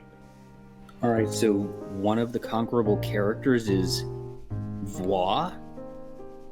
That's interesting. Naturally. It's best to let the guy knows what he's getting into. If you're going to be a friend of mine, you better learn how to handle me, baby. After forcing myself to relax, I think of something to send him Roller. I'm betting it's gonna be a meme. Probably. Hi, Voix. I nearly died when I read you follow me. I just wanted to message you thank you so much, and I'm a huge fan of yours. That's good enough I think. I steel myself for what I'm about to do, then I click the send button. Boom. No going back now. All that's left is to see if I scare him away or not. Blarg. Wow, I haven't heard of Blarg in a long time! Oh, I've heard Blargs plenty. I know, but I haven't heard in a long time, especially on the internet. Anyways.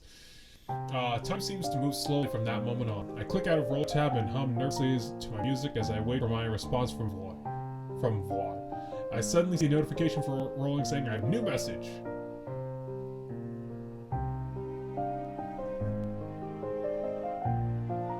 Oh, I guess I...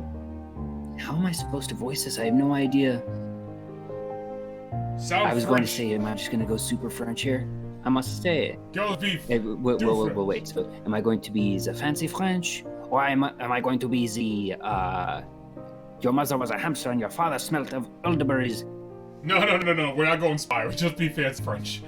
I must say, this was a welcome surprise. My enthusiasm may not be up to snuff compared to yours, but hello there, haute couture.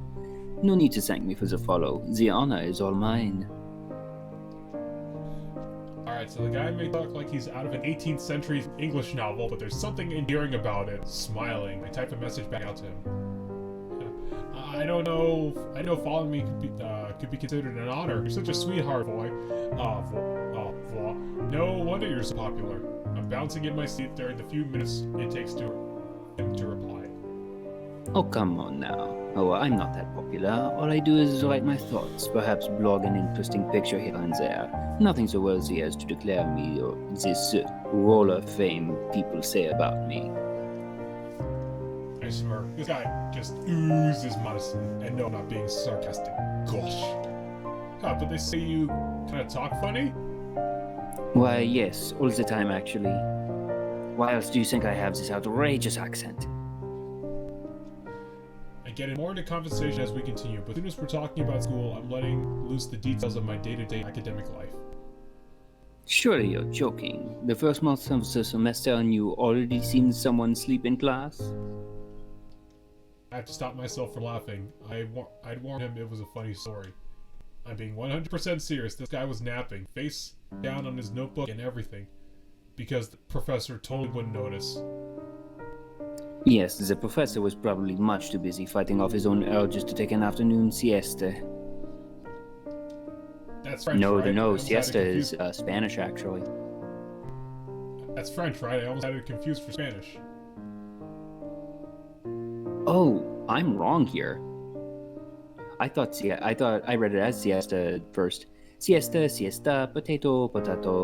Look at your username. Would it be correct to assume that you are knowledgeable in a few languages? Ah, she got him there.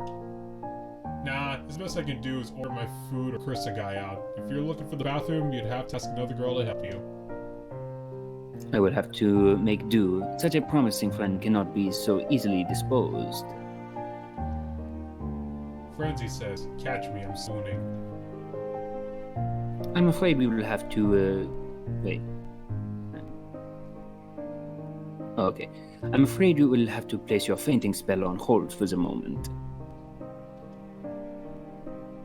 I've been neglecting some assignments, and while I don't regret how I spent my time, I will regret the terrible grade if I do not finish. I leaned back in my chair and sighed. It was fun while it lasted, and I too have that reading assignment to do. I still have some stuff to read too, but I should be free tomorrow. I'll hit you up when I'm free, boy. Blah. Sorry, I keep saying. Gosh, I bite my lip. I hope that's not too forward to suggest. We seem to have a good conversation going. As soon as I get his next message, apparently he thought so as well. I would definitely enjoy that, much like I enjoyed speaking to you this evening. I'm glad I made the wise decision to follow you. I read the words. I will follow you offline too. Okay, don't say that. I read the words once. I mean, it's more, obvious and that whoever being by- Y is, they go to the school. It's probably. Also say evening, but it says dawn up in there. Oh, dang. That's a really good catch.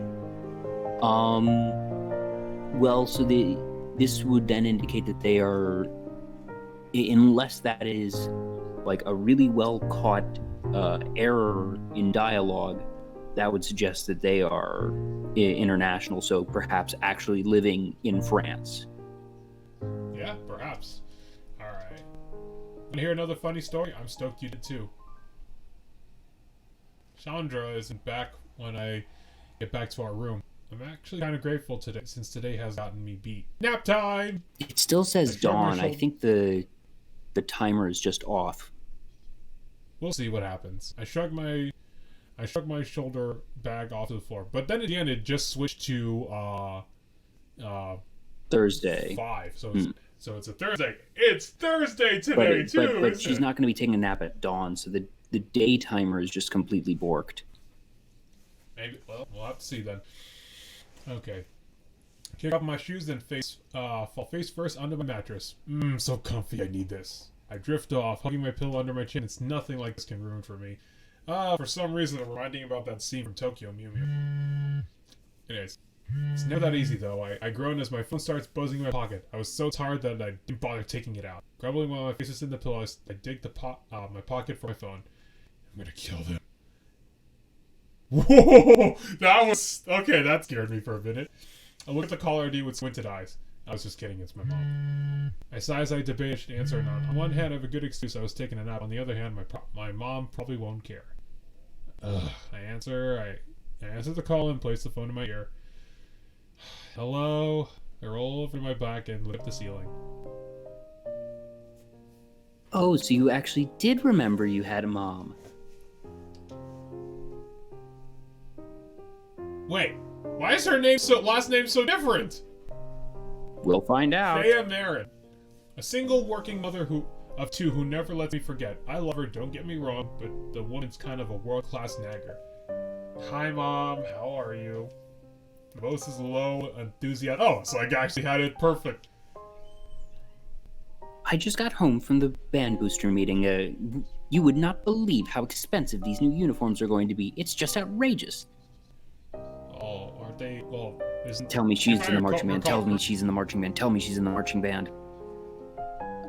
I'm also just noticing, like, new expensive uniforms, and I'm just like, wait. Is it stuff in California kind of expensive, or is it just because uniforms are expensive in general? Yes. Which one? Oh, okay. Are there, like, fundraisers for that? Not enough, apparently. They want us to sell cookie dough now? Who do they think we are, Mrs. Plains? Ha. I mean... I see what you did there. Yeah. And now now I want a cookie, damn it. Or you can just eat raw cookie dough. Apparently that's been a thing. Well, yeah, but it's also not healthy. Anyways, let's go. What do you mean it's not healthy? Just kidding. I hear my mom grunt into the telephone receiver as she finishes complaining. How are you? Caleb already misses you, by the way. Don't tell him I told you. Aw. I sit up and cradle the phone in my face. I was always close to my little brother Caleb. Thankfully, we didn't have that typical brother or sister relationship where he'd annoy the heck out of me. I actually miss him a whole bunch right now. Tell him I miss him too. And I'm doing fine. Classes are different. Like, there's no homework. Pretty weird. I told you that would happen when you entered college. It's going to be much different from here on out. Oh, yeah. Definitely. Yeah, I know. Mom, gosh, I can handle it. Fine, it wasn't your academic performance I was worried about anyway. There's a weird pause in the other line, like my mom's thinking of how to word something. That's not normal. Mom's the type of person who just blurts out the first thing that comes to mind. Pretty similar that way. There have been disappearances around your school, haven't there? 3 girls have gone missing. Uh-oh. Oh, that's why she's getting anxious right now. Yeah, I guess, but they all showed up eventually. But they did go missing. Don't be so flippant about it, Nicole. Mom, I'm not like people who went missing. Mom, I'm not like people went missing. Pfft, whatever. But if I start worrying about this, I'm going to be worrying about it all the time. Just relax. There haven't been any disappearances for a while now. Just take care of yourself, Nicole. I don't want to get some call from the police about how you're missing for 72 hours. Oh, jeez. Hey, don't scare me like that. I shudder at the thought, sit upright, legs crossed, hug the pillow tightly to my chest. I'll be okay, Mom. I'll be a good girl. I'll go to sleep on time, blah, blah, blah. If it comes down to it, I can just use those maneuvers Dad taught me. Mm-hmm. Mom sounds less than enthused. Did Did your father call you after he dropped you off? Your father. My mom says like we're talking about the garbage man, or the guy who works at the financial building that takes my money for tuition. No, but he must be busy doing dad things, whatever they are.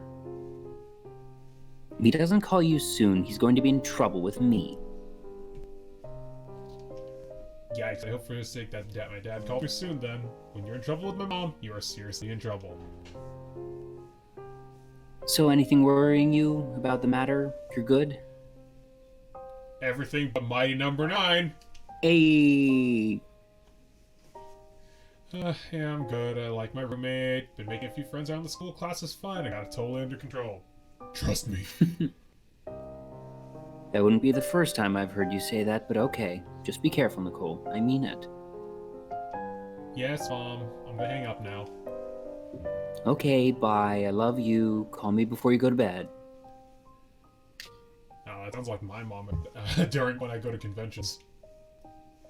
Will do. Love you too. Bye. I quickly hang up the call and drop the phone to my side. Man, my mom can be such a worry wire sometimes, but I guess I can understand. Disappearances aren't anything to make light of, like she said. But as long as I do what I'm supposed to do, there's no way I'm going to get caught up in that. Certainly not. Definitely not. I close my eyes and turn over to my side, hugging the throw pillow even tighter as I try to fall back asleep. Guess it wouldn't hurt to be a little extra careful.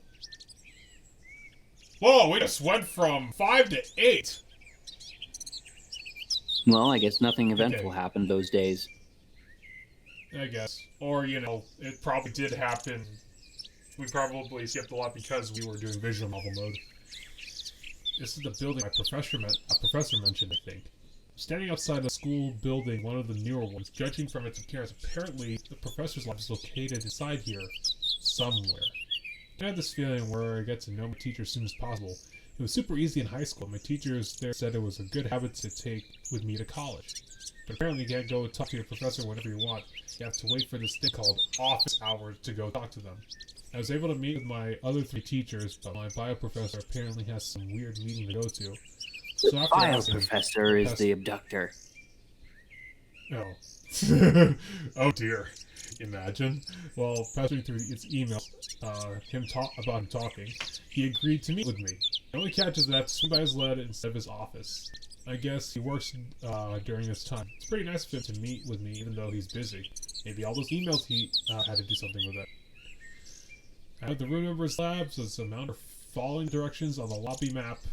After a few flights of stairs and a number of halls, I finally reached what has to be my professor's lab. Quietly, I slide the door open and peek my head inside. And Jeff's here. Wow, it's really clean here. Back to the lab again. Okay. Black surface lab stations are lying down in the middle of the room. On the right side are 2 fume hoods with different colored knobs. I feel like a fish out of water here. I don't know what anything is. Man, this feels like my anatomy class all over again. 2 students in lab coats and goggles are working at lab stations. A girl happens to look over when I walk in. She makes a face like I'm a wet dog coming out of the rain. Am I not wanted or something? Can I help you? Obviously, she's talking to me. Oh yeah, I was looking for Professor Garver. Is he in right now?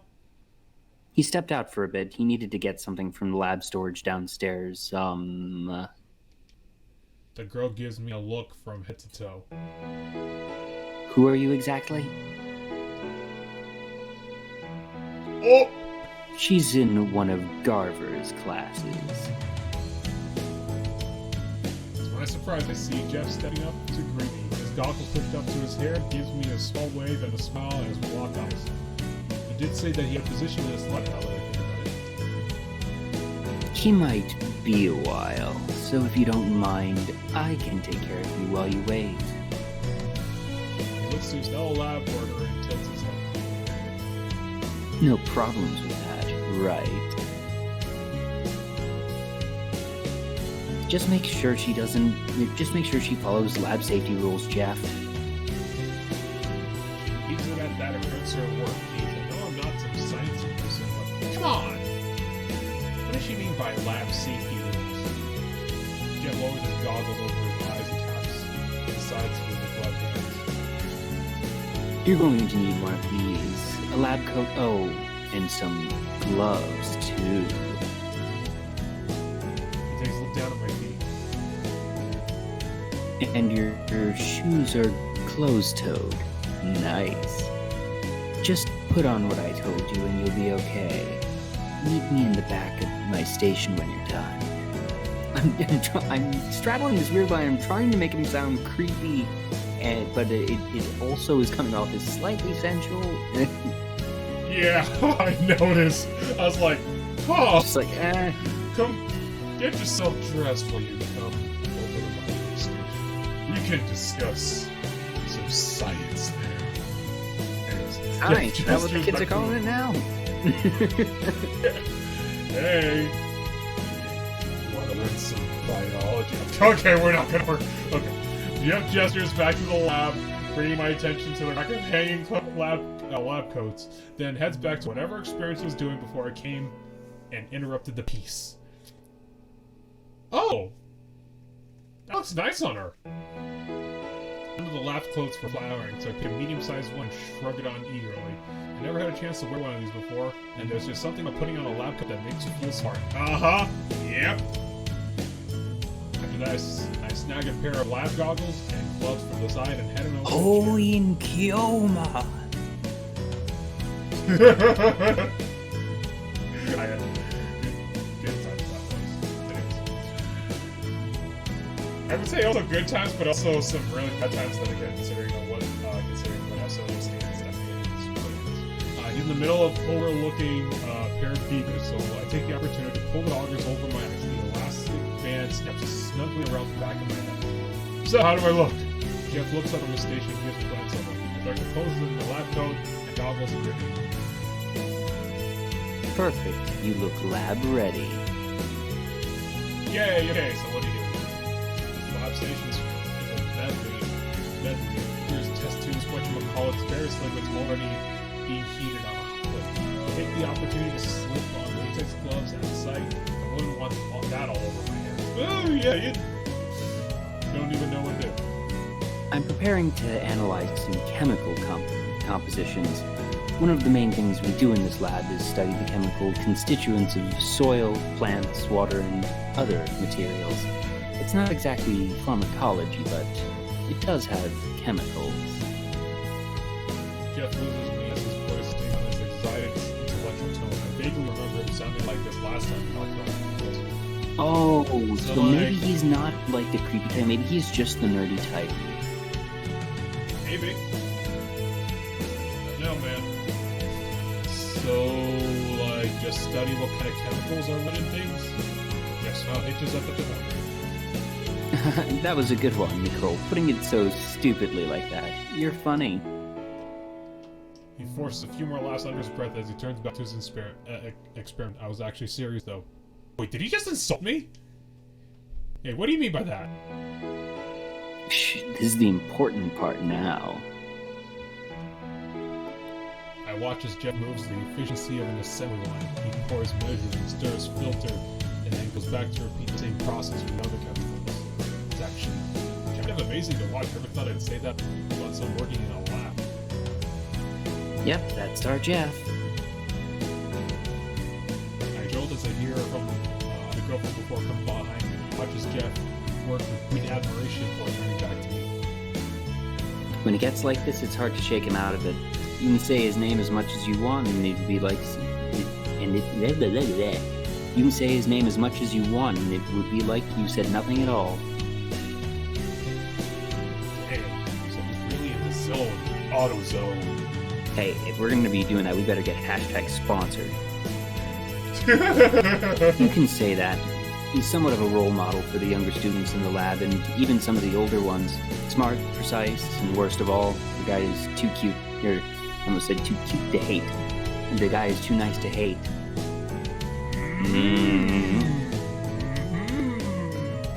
Again, we could be wrong, but again, this is a possible red herring, so it might just be learning more from our initial. I'm just saying he's a really good red herring. He is. Garver loves him. He's always there to help you when you need it. You don't think people like that exist, and then you meet someone like Jeff in the flesh, and you're like, dang, I really have to step it up. You know what I mean? Oh yeah, they're putting this guy on a pedestal. Come on, this is so obvious. It's like, wow. So what you're saying is Jeff's actually perfect. I flinch. I hear the crack of breaking glass behind me. What the? Whipping around, I see a mess of glass shards before Jeff's feet. He's looking down at all of them, zoned out like he hadn't realized what happened. Jeff, what happened? Did you hurt yourself? The other lab assistant grabs Jeff unwillingly. Her touch seems to bring him back to reality. Sorry, I was careless. That usually never happens. Jeff gestures to the corner, just to the corner of the lab at a container. Don't worry, I'll sweep everything up. Please, go back to working, or I'll feel bad for disturbing you. Well, if you're sure that you're not hurt. She gives Jeff a final thorough look over before turning to her station. Meanwhile, Jeff collects a dustpan and hand broom from the top of the receptacle from earlier. He sighs, he kneels down and starts sweeping all the broken glass into the dustpan. At least there wasn't any chemical in the test tube I dropped. Jeff, are you sure nothing happened? Of course, Nicole. I was just careless is all. Sucks, but that's how it goes. But that's how it is, I guess. Say Effie? Right. I'm going to believe you accidentally dropped the test tube right after watching you in action like that. I point right at him. Something tripped you up. Jeff stops sweeping for a moment and stares down the floor, hiding his face from our view. I couldn't help but overhear the two of you talking is all. He looks up and smiles apologetically. Oh, I think I know what he's getting at. You didn't like we were talking about you, huh? I know it's never anything bad, but it gets tiring to hear all the time. He lowers his eyelids and starts grumbling under his breath. I mean, how would you like it if the rabble spoke about you like you were the main attraction in some tawdry back alley freak show? Huh? Where did that come from? I didn't even think Jeff was capable of talking like the... Oh dear. Realizing what he said, Jeff nervously laughs. You know, something like that. Still, doesn't distract me from that colorful statement of his. He must really not like being gossiped about. Oh, there's 3 choices here. Oh, you should be flattered. It's annoying. You should be eavesdropping anyway. So, the obvious choice is it's annoying, because that'll... Because you shouldn't be eavesdropping is insulting him. You should be flattered is minimizing him being bothered. So I think it's annoying is the right choice. Yeah, I wouldn't like it if people talked about me all the time. Tapped my chin a few times and thought, would Jeff mind if I told him the story? Well, at the very least, he knows he's not alone in this. Actually, I know how it is to be talked about like that. Like back then when I was in high school, people used to talk about me all the time, not to brag. Seriously not. They'd say things how well I did in that last test or how nice I was last time we went out to eat, that kind of thing. I like it at first. It's nice to be admired. But then it starts grating on you. Like, it feels like you can't mess up. It's like, hello, can you talk about something else, please? I'm not here for your amusement. It's so annoying. I anxiously twirl at the end of my ponytail finger. Around my finger realized how long I've been going on. Geez, it's not like Jeff asked for a lecture. But what I'm saying is, yeah, I get how you feel, so don't worry about it. I'd say just keep doing what you're doing, and don't worry about what others are talking about. Isn't that easier said than done? The tone of Jeff's voice lowers, and he stops sweeping. It's honestly rather admirable that you can shrug off other people's concerns so easily, but you shouldn't judge things based on your own terms. Jeff smiles, and his usual tone of voice returns. It might be harder for some people, you know? Sudden change frazzles me. I can't be imagining with this. It's like Jeff turns into a different person sometimes. Hey, I think of other people too. I was just trying to make you feel better. Oh, it worked. Oh, it did! Oh, sorry, I did that tone wrong. Also, I feel like I need to be differentiating his 2 modes a bit more, because there's like... Oh, he's Jekyll and Hyde. Oh, you're right! Oh. Except this is like, what? So wait, would that actually make him like a Jekyll and Hyde? Like, he's actually like... Well, man. I don't know if it wouldn't be split personality because he has full awareness of everything, but it could be, well, I don't want to go so far as to say bipolar, but meh. Yeah, but We'll bottom figure... line is, I don't think this is a literal Jekyll and Hyde situation, but it's feeling like they're sort of writing him that way. Yep. Anyways, all this man carries left. There we go. It's great that someone understands how I feel. Thanks, Nicole. I do feel better now. Oh. Okay, I'm glad then you are. I actually thought he was upset at me. It goes to show that all you need is a sympathetic ear sometimes. I wait by Jeff's lab station as he goes to dispose of the broken glass. It doesn't take long at all, but just as he's coming back, the door to the lab swings open again. Oh, welcome back, Professor. Professor? I turn to see my bio professor walking in. He's already in a lab coat, looking smart, sharp as usual. Oh, that didn't take long at all. Ah, thank you. They'll be delivering the scales in a few minutes. They offered to calibrate them for us first. I'm calibrating my voice. Garva's eyes follow me. He squints his eyes as though he's trying to remember who I am. I don't believe we've met before. Are you a new intern? Oh no, science isn't my thing. I'm Nicole Gray. The girl with the emails. Garva makes a face like I brought back several uncomfortable memories. Geez, sorry. At least you won't forget me now. You're a tenacious girl, I'll give you that. You'll go far if you keep that up. Yeah, sorry. I just really wanted to talk to you before I got far into course. No, don't apologize. I do wish more students were as proactive as you are. Garva looks over my shoulder, presumably at Jeff. Oof! Ah, I see Mr. Ryan took you under his wing in the meantime. So his full name's Jeff Ryan? Double first name. Yeah, Jeff's been keeping me company. He told me what's in the lab and what you guys do. It sounds pretty important. But way over my head, I silently add. As expected from Mr. Ryan, but if he doesn't mind, I'll be happy to spend some time speaking with you, Nicole. I'll make sure the scales go in the proper area, Professor. Leave it to me. Excellent. Right this way, Nicole. We can talk more in the back.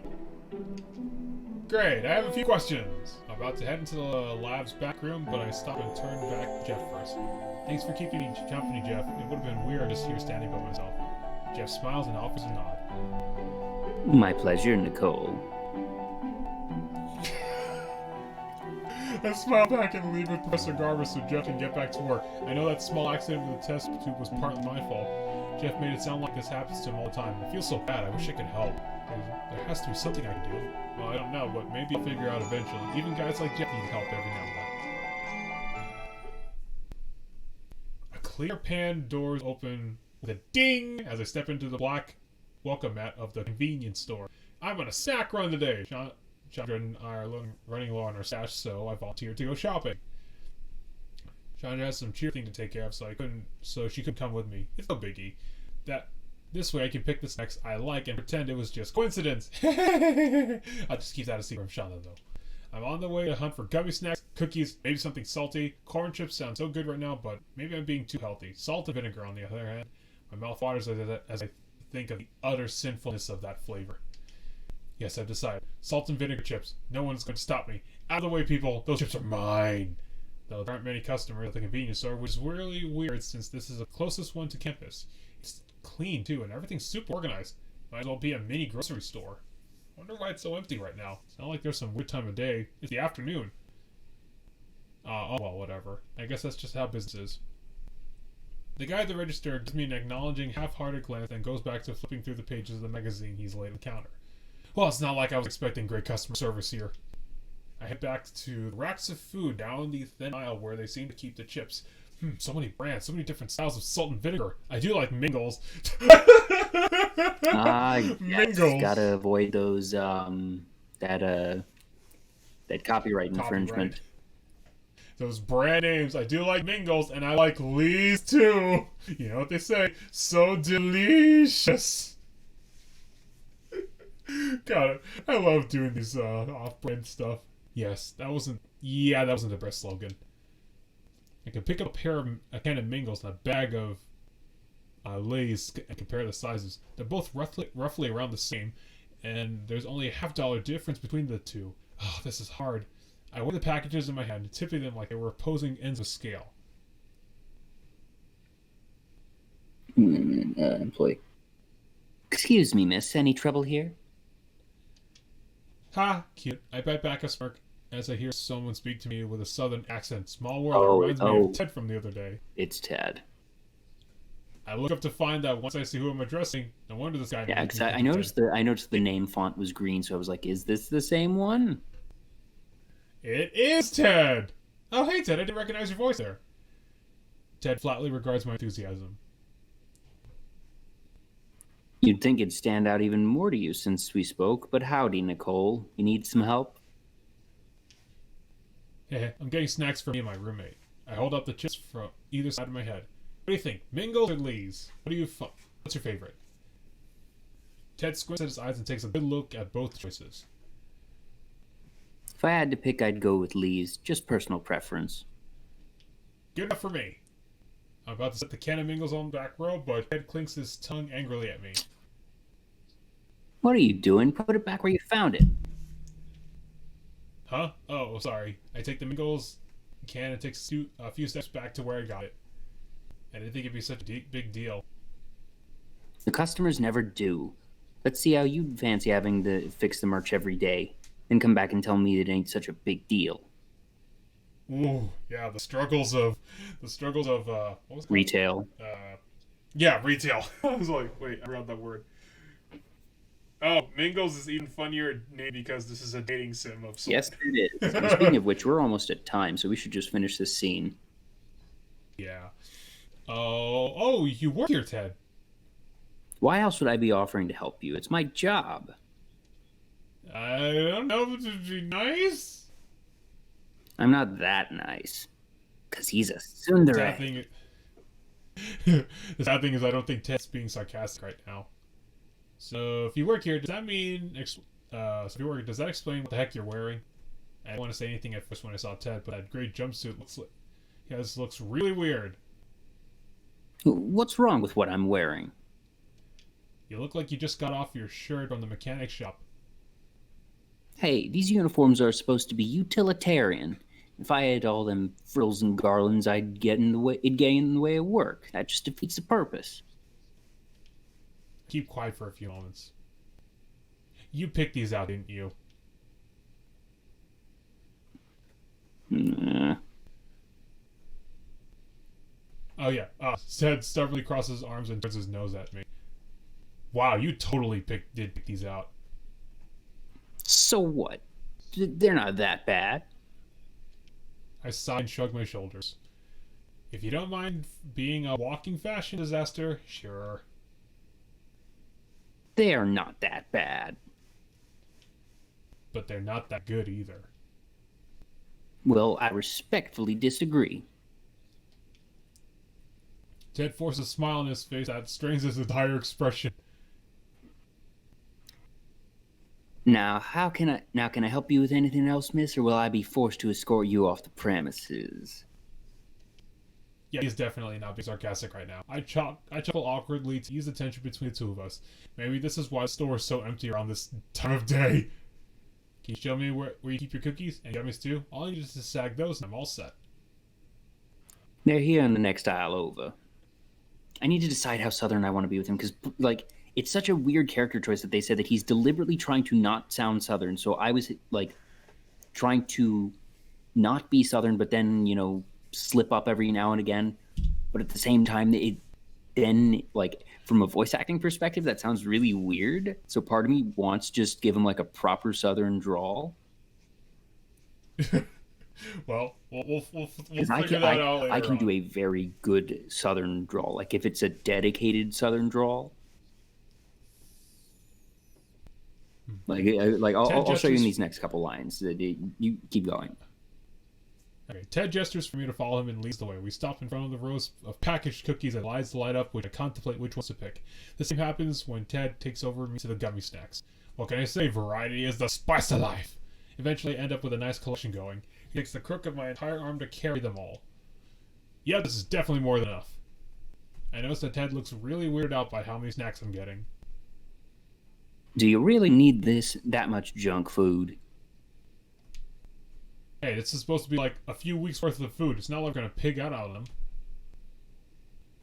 I know, but it's still a ton of sugar and unsaturated fat for two people. You're gonna gain sorry. You're going to gain weight eating these. I just stare at him for a moment. Did he seriously just... Oh, I'm so gonna pretend you didn't just say that. What did I say? Ted boxes me as I groan impatiently, stride past him toward the cashier. I just want to check out my snacks and go to this point. Too bad the guy in the counter is already beating me to it. He's like halfway to the door. When Ted sees this, he pushes past me and toward the guy. Hey, where do you think you're going? The other guy is wearing the same ugly jumpsuit that Ted has on, so I'm guessing he works here at the convenience store too. I'm taking off. My shift's over for the day. No, it ain't. Remember I told you have to work a few extra hours today to make up for the vacation time you took. Can't you just forget about those? It's not like anything's ever going on. No one's gonna care if I'm not here. I hear Ted growl under his breath. I bet he had an animated vein pulsing on his forehead if this was some sort of cartoon. Listen here, punk. I don't care what your lazy excuse for a reason is, but you made a commitment to this job. As your superior, you follow what I say, and I'm going to tell you to stay and do your... I'm going to tell you to stay and do your hours. Got it?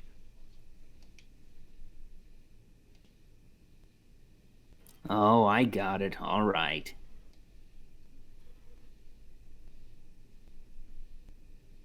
The guy turns on his heel and runs out the sliding doors. Neither Ted and I react with more than a blink until we realize what happened. He totally just ran away. That son of a gun, get your ass back here. Ted bolts off past the glass doors, and I awkwardly hang back, wondering what to do. It'd be bad to leave the store unattended, but I want to see what Ted does to this guy. Call it more curiosity. Do you think we should end here? Oh. Whatever. I mean, we started a little late. So. True. However, when Ted drags himself back to the convenience store, I can tell there was no beatdowns had to be had. He curses under his breath and heads over to the counter himself. Did you get him? Ted stays quiet as he punches a few keys on the register. I wasn't running as fast as I usually do, so that bastard gave me the slip. Poor guy, nothing's worse than a bruised ego. I humor him with sympathetic. So what do we do now? There's no helping it. I'll be the one to check you out. Is it so much to ask for competent work around here? Ted reaches out and snatches a snack from my arm, bringing it to the register more aggressively than he should. He's gonna break my cookies if he keeps that up. I dump the rest of my snacks on the counter as neatly as I can. I don't want to have Ted screaming at me for some messy row or something. It's always the same damn thing. Get an application, meet them, they promise they'll work hard from the start, and I end up having to chase them out the door when they decide to skip out on work. Oh, that sounds like work in general. I notice him bring my bag of bring my gummy bears in his hands. I repetitively raise my voice. Ted? I gesture his hands and he looks down at the plastic bag. He's nearly crumped into a ball and gasps. Whoa, sorry. It just really grinds my gears when people half-ass things like this. Don't you think? Ted looks at me with expectantly for a response. I can sympathize the guy. I just want to get my snacks here.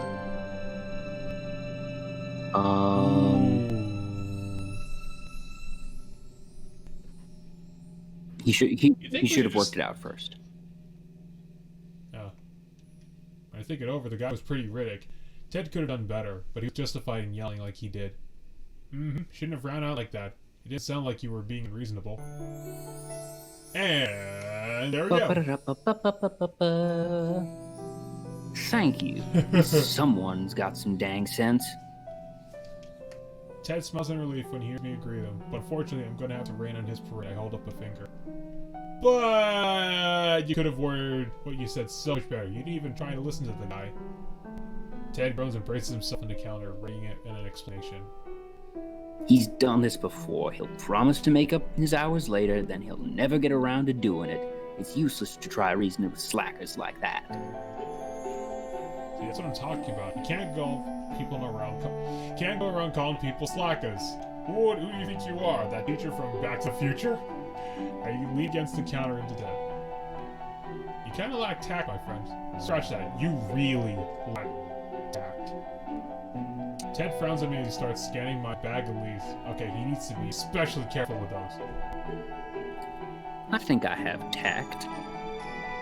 If you did, you wouldn't have went and told the girl she was gaining weight or sensitive to those kind of things. I hug my shoulders playfully, thinking the very image of a sensitive flower. Ted stares at me, not buying it. But you're skinny. What's the problem? I was only pointing out that you'd ruin your figure if you ate too much. It's a fact. I sigh, lean away, breaking form. Yep, totally tactless. Shut up. Don't call me tactless.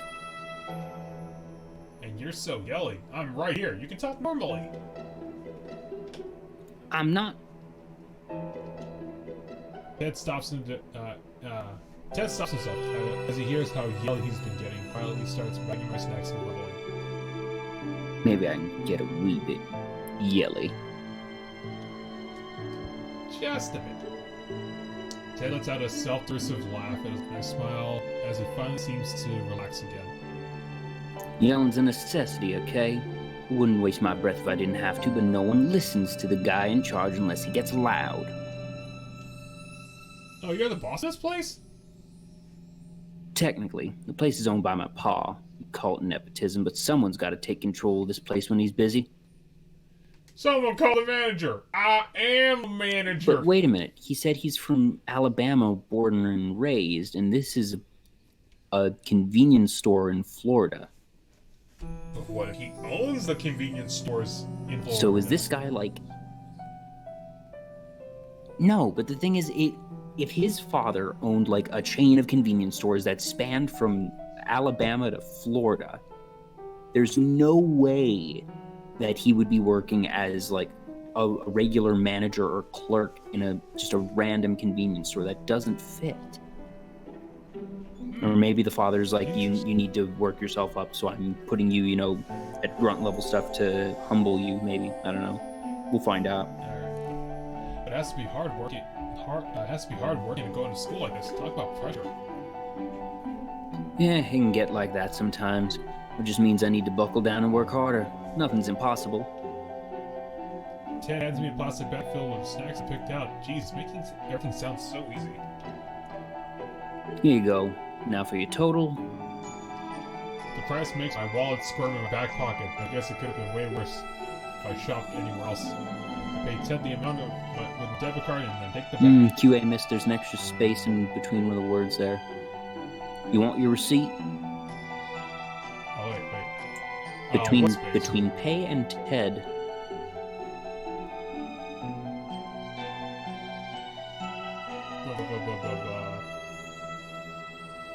I don't really see. Oh, I paid Ted. Between the words pay and Ted, there's an extra space. Oh, there is. Yeah, there's a distinct gap. Anyways, that's just the random shit that I see. You want your receipt? I shake my head and Ted crumples the receipt in his hand. Okay, then you're set. Have a nice day. Thanks, you too.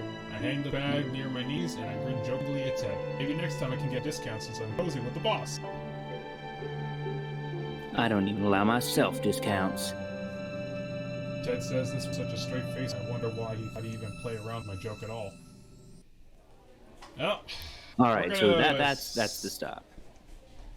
Okay, we're gonna save. Well, this is fun. I want to refine those voices more because, like, Ted is an interesting one because he said he doesn't want to sound Southern, and like plus also the type of Southern drawl I was giving him, I realized like that's more the classy Southern gentleman drawl that I was giving him, and also I'm trying to keep their voices a little bit higher because they're supposed to be in college. Like, did you see Knives Out? I have not.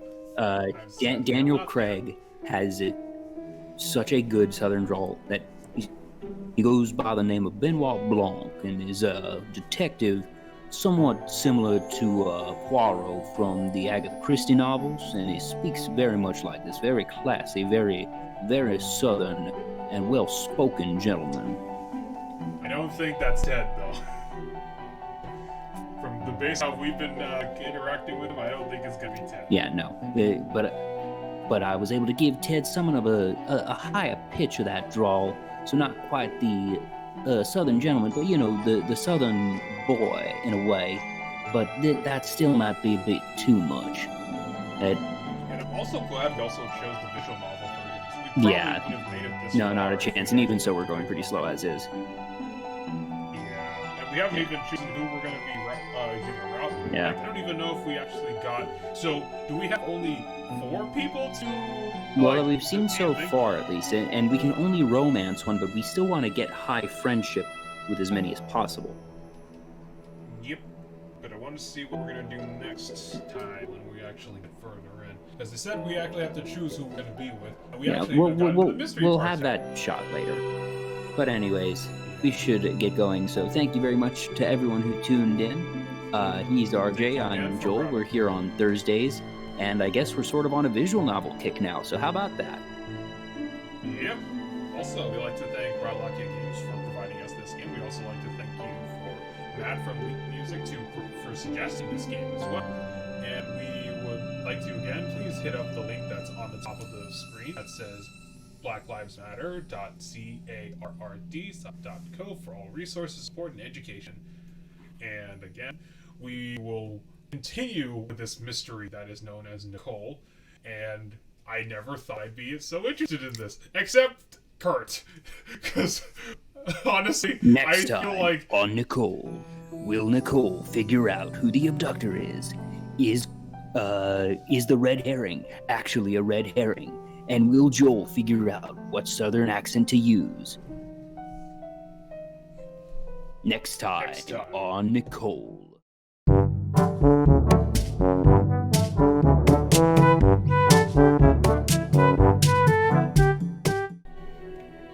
There we go. Whew, that took a while. Apparently, Discord decided to say, "Oh, you plugged in headphones? That must be your microphone." Like, really?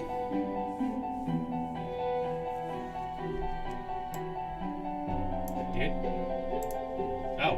Oh no. I gotta go back up. Okay, so we gotta do that. Beep beep. There we go. Beep, beep. So what happened? Let me set this up so we can finally get started on this game. Oh my gosh. Alright, so can you read just to make sure? One sec. Yeah, we're good. Okay. Alright. So, what happened? John Cena!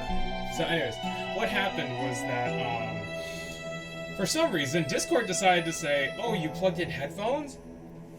That must be a new microphone." No! Always check your microphone settings. That's like the first thing you gotta check when you don't hear, man. That was the first thing that I checked, and I was like, okay, I'm pretty sure that I'm good. Anyways, let's get on with it. Alright, so when we last left off, we had a lot of things going on. We met 3 new guys. One of them is potentially the kidnapping suspect, the kidnapper itself. But let's continue forward. Alright. Now then, I strike as soon as anthropology class is over. Wait, what? That went strange there. Okay. I arrive early to my economics class and smile myself as I see nearly all the seats free. There's always something really satisfying as being one of the first people to reach class. Oh, I know that feeling. You get to pick your seats, you can watch everyone pile in and silently judge them. Okay, I don't do that, but okay. I mean, I don't do that. Okay, maybe I will. But it's nice to able to relax and not feel hurried to sit down. That's why I make sure to get classes early as often as possible. I hope you have a good sleep schedule. I don't want to be stuck in the pre-traffic class jam back at the back. Ugh, ain't nobody got time for that. Remember that meme? Oh dear. I take a seat near my usual area toward the front and near the center. I want to see everything that my professor is writing down on the board, so this is the perfect place to be. Once it gets settled, my bag is tucked away near my feet. I pull my laptop out to prep for class. It only takes a few moments. Not that I expect it to take a while. All I have to do is pull up a blank doc, sit back, and log on to Roller. I have anything better to do, it couldn't hurt. I scroll down, admiring different pictures of clothes and sceneries when I reach a photo set that makes me want to groan. It's a bunch of pictures of Wonder Man put together. Like, totally harmless on their own, but it reminds me of that run-in I had with the one guy. What was his name? Kurt Mandry. I asked Chandra about him when I finally got shoes to her that day. He wasn't lying when he said he was the quarterback or when he claimed to be a freshman just like me. Also, I've decided that Kurt Mandry is Gary Oak.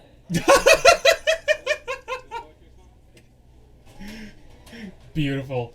They call him some kind of football star, like a football prodigy even. At least that's what the other girls on Chandra's cheerleading team said. Kurt's apparently really popular in these athletic circles. That's cool and all, but it still doesn't make me like him. He's totally out of line when he was talking to me. If I see him again, it'll be too soon. Crap, I got myself worked up. I turn back to Roller in hopes that'll settle me down. It slowly works. More people start showing up to class as I web surf. I briefly take notice before returning to my laptop screen. That is until... Oh, no! It's like... But which him is him? I see Kurt freaking Mandry waltz into the classroom. I appreciate that they actually put the freaking in there. Indeed. And my heart plummets in my chest faster than an anvil off the cliff. I pray that he's only lost or something. Please be lost. Please don't be taking the same econ class as me. Either way, I hunch forward and try to shield my face from view with my laptop screen. But let's face it, that's a lame disguise. And lame disguises never ever work. Well, well. I can hear Kurt chuckle gloatingly to himself. Why is he even doing that? It's not like there's a prize for spotting me in this empty row. You're in the same econ class too, Grave. I'm Gary Oak. Smell you later. Crap, I sigh. Unfortunately. It must be my lucky year then. I can't believe this. How could I have not known? I should have vaguely recognized him when we first met. I didn't know you were in this class either. Where do you usually sit? Oh, today's my first time attending. Is that a bad joke? Nah, completely serious. I just didn't feel like it, you know? Figured I wouldn't have to. Did you know there's a test coming up, like, soon? Which is why I started coming to class. Kurt points to his head as if it should have been obvious had he thought this out. I can only stare at him, dumbfounded by his logic. I don't know what to say. You can invite me to take a seat. No. I'm so adamant about this, it's not even funny. Go sit in the back like all the other losers. Hey, Kurt Mandry ain't a loser. Ash is a loser. He's a damn winner. Besides, I don't see anyone else sitting here.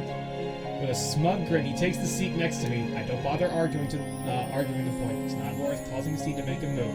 I'll just ignore him when the teacher starts talking, and they'll be fine. I can do this. Now, for the moment I catch him glancing at my screen, I shoot him a glare. Not that I'm particularly embarrassed of anything I have on screen for now, but it's just annoying. Don't do that. Do what? Look at my screen while I'm doing stuff. It's creepy. Kurt makes it a point to keep his position. He smirks at me in the end, starts drumming his fingers against the table as if waiting for me to continue with what I was doing. Go on. I just stare at him. He keeps drumming up those fingers. We have reached a stalemate. You know, you seriously suck. Nah, Grave, I think you'll find that I rule. This is definitely a Gary thing. I don't have a chance to retort. Our economics professor enters the classroom and places his briefcase on the table at the end of the class. Man, have I never been happy to see the teacher as I am now. I click out of my browser as class begins, focus on my teacher as he begins the lecture. This guy explains a lot, so he tends to rush. Ooh. But what if they have a question? Anyways, I have to keep my game if I want to understand what he's saying. Well, then again, fun tip: if you have like a voice memo recorder, you can use that in case to record your class in case you miss anything. So that's a good little tidbit for those who are attending college and listening right now. But as the lecture proceeds, it's hard not to notice Kurt next to me. The guy has a notebook and a pen out, but it's not like he's paying attention at all. Oh, okay, that's kind of too mean to say. He does look like he's trying. He writes after our teacher talks. I can see a few lines of pages are scratched on with notes, but he's definitely having a hard time keeping up. Well, if Kurt came to class, he would have known how fast his teacher talks, so I do feel bad for him. A little. Alright, a lot. Sometimes I think I'm way too nice for my own good. Class ends and I silently sigh and go, that wasn't so bad. I got most of the material down, and I actually understood it. Kurt, however, doesn't look like he had the same luck. He leans back in his seat and I can hear him tiredly groan underneath his breath. Everything okay? I'm hating myself for taking this class. I didn't know it'd be this damn hard. Just try showing up more, maybe you'll actually learn something that way. I take on a tone of light-hearted teasing, but Kurt looks very unamused. Jeez, it was just a joke. Yeah, well, I didn't find it very funny, Grave. Kurt slams his notebook closed and reaches under the table to pull his backpack out. Do you need this class? What were you thinking for your major? I don't know. Business? He says it so non-committedly, I wonder if he just thought that right now. Oh, then you definitely need this class. I'm only taking it for the GE requirement. I'm actually thinking of majoring in law. Law, huh? Didn't peg you as the type. The type? You better not be saying that I don't look smart. I had enough of that crap back in high school. The law type. When you think of someone going into law, you think tight suits and turned noses and stuff, but you're not like that. For one thing, you're way too sizzling. Though, hell, I bet you do pull off a sexy librarian look real well. Oh, boy. And you say I tell awful jokes. Being completely serious here, but whatever. What about me? Kurt does that thing where he gestures at himself like I should be honored to bask in his glory. Oh, bask in his glory. Okay. Can you imagine this fine specimen of man going into business? Trust me, I can rock a suit. Got the prom pics to prove it. This guy really likes to show off, doesn't he? Yes, he is that guy. I'll pass on the pics, thanks, but you in business? I take a moment to imagine it. Can I really see Kurt doing well in the business world? Way too funny? I don't know. Sure, I guess. Like, of all the guys, he's the one that I almost want to, not try and even get good social points with, but we probably should anyways. You never know. I guess it'd be sure, I guess. Sure, why not? I think you could pull off being in business. Kurt gives me a self-assured grin, but his face still manages to fall. Did I say something wrong? Wait, is that bad? Huh? Oh, nah, Grave. It's just that I get that a lot. Most of my dad's friends tell me the same thing. Makes me wonder how much they really mean it sometimes. But none of them have been as cute as you, so I shouldn't be complaining. So I'm assuming that this guy is a football guy, but also have plans in business. No, he's a football guy who has no plans in anything else. He made up business on the spot and doesn't actually care about anything at all. Well, we will see. Please. I shake my head, annoyed. If not in business, I'd figure you'd be a good football player. Really? Heh. I've been playing it long enough, so I'd hope so. Kurt beams as he starts going into his story. Uh-oh. I started playing football when I was just a kid, around the age of 8 or 9. Totally dominated the touch football league and just made my way up from there. I got into this school through an athletic scholarship. Scouts came to one of my big games, saw me on the field, and the rest is history. Kurt waggles his eyebrows at me.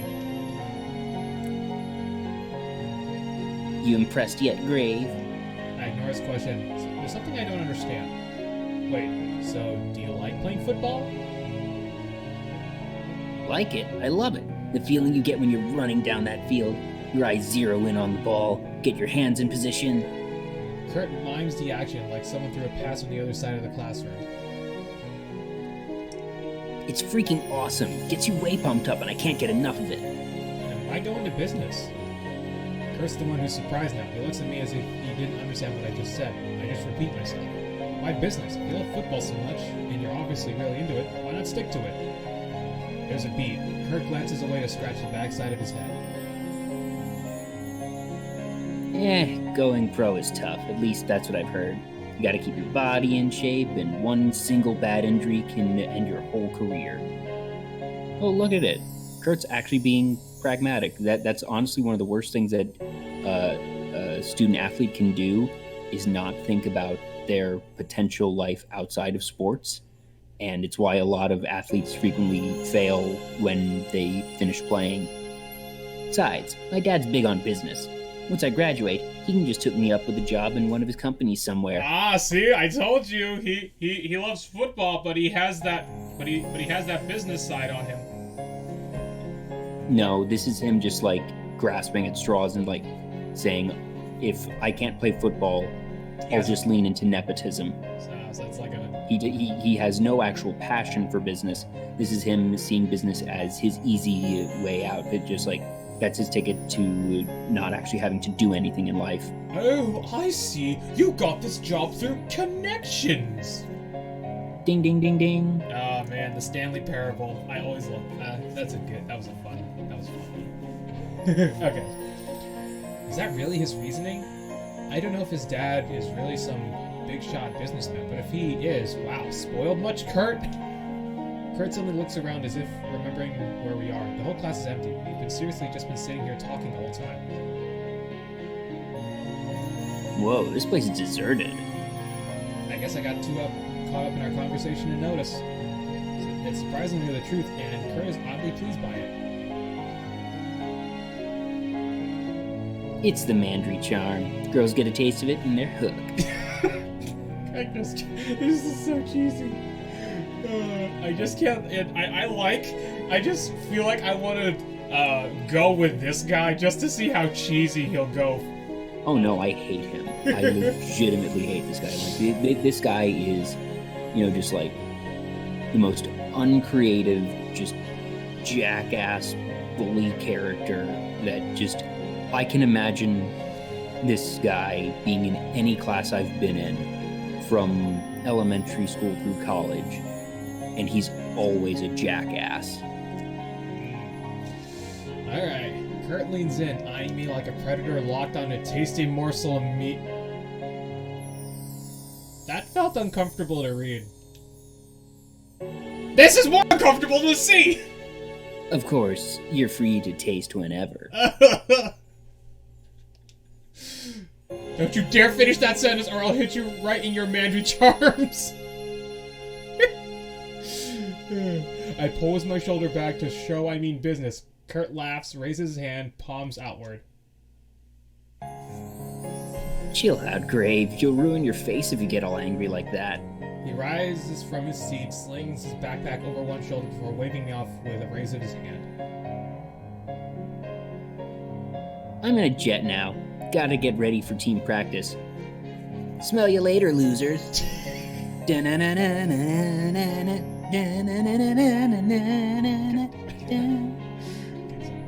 Anyways, yeah, bye. don't even look at him as he leaves the classroom, leaving me alone. Kurt's annoying. I can't deny that, but I think I kind of get how he ticks now. It's interesting to hear about him, if I'm going to tell him the truth. However, he's still a pig. To think I was even going to offer him the lend of my notes. You're getting really garbled on land. I can't tell if it's just me. Oh no, it's my connection that's getting bad. You should be back now. Up. Okay, we're good now? Okay.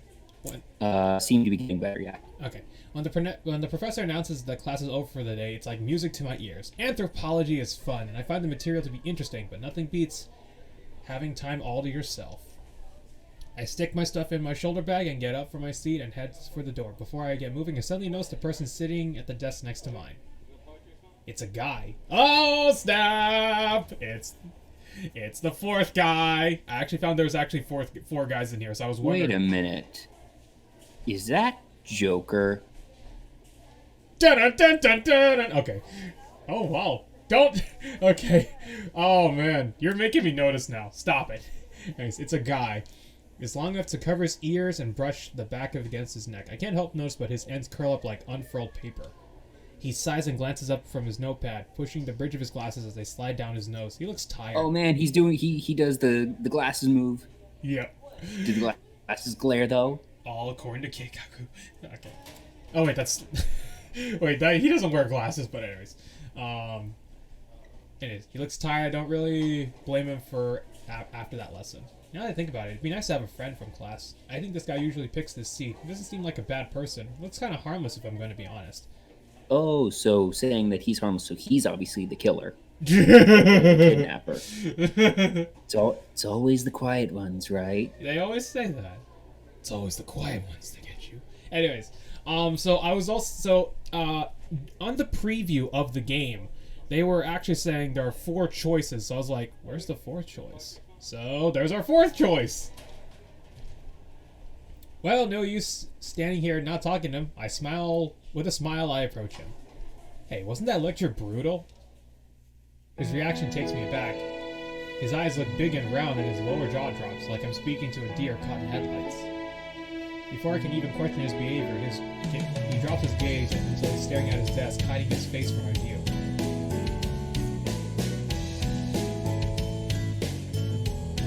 Yes, there was a lot covered today. His voice is so quiet that I reflexively lean on him to hear better. The movement startles him. He pushes back on his seat, dragging the feet to screeching against the floor. I screw my eyes shut as I cringe at the noise. I crack one open and see his face has a grown, clear shade of red. He's nearly trembling in his chair. Sorry. No, it's cool. I mean, accidents happen. Ow, my ears. I just wait to avoid change the subject. The most obvious answer hits me. My name is Nicole. What about you? I tilt my head and wait, expecting to hear my name seems to calm him down a little. And it takes a few moments to compose himself before finally talking again. I'm Darren. So that's his name. I better stall him calling him that guy then. Darren, got it. Make sure to remind me if I forget. I can be flaky when it comes to names. I laugh a little, trying to encourage Darren to loosen up, but it doesn't work. As I awkwardly ease down my laughter, he's still as taut as a board. So, what do you think of the class so far? I picked a safe topic to talk about. Can't go wrong about talking about classes on a college campus. I like it. Or maybe you can.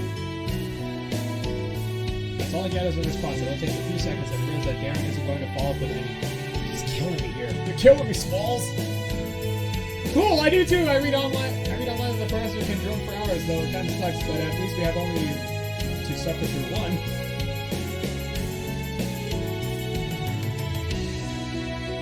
Yes, that's fortunate. Predictably, he doesn't say much else. I don't think he's even said more than 10 words to me at a time. I don't get this. I have to go now, if you'll excuse me. 7, 8. Yeah, that's 8 words. Oh, sure, but he doesn't wait for me to finish. He's as calmly as he's capable of. Darren rises from his desk and makes his escape, leaving me staring after him in amusement. I feel an odd mix of concern and just plain weirded out. What's up with him? He's just very, very shy. He didn't even give me a chance to say goodbye. Would you say that he's a shy guy? I don't think he dislikes me. He just seems to be shy, but that was like a whole other level of shyness. I shouldn't bother him too much. There are other people in the class besides him. Still, it's disappointing to think I scared him somehow. Grumbling to myself, I fish out my phone and log out to my messenger app. Maybe someone online can listen to me vent. I scroll through my content list until the setting on one. It's wrong. We've been talking for a while now, and we eventually gave each other's email addresses after finding Rowan's messaging service unnecessarily slow and awkward. I tap on his icon and tap out of read it. I see you, vlog. So you have, and here I thought my cardboard box disguise was infallible. There you go, talking about nerdy games I've never played. Oh! That was Metal... That was Metal Gear Solid. Oh my gosh. Nerdy games I've never played. That's why I'm on my phone right now. So I might be slower than normal. No trouble. I am also using my cellular at the moment. Considering, what year was this again? 2013? I believe so, yes. Yeah, phones weren't that great back then.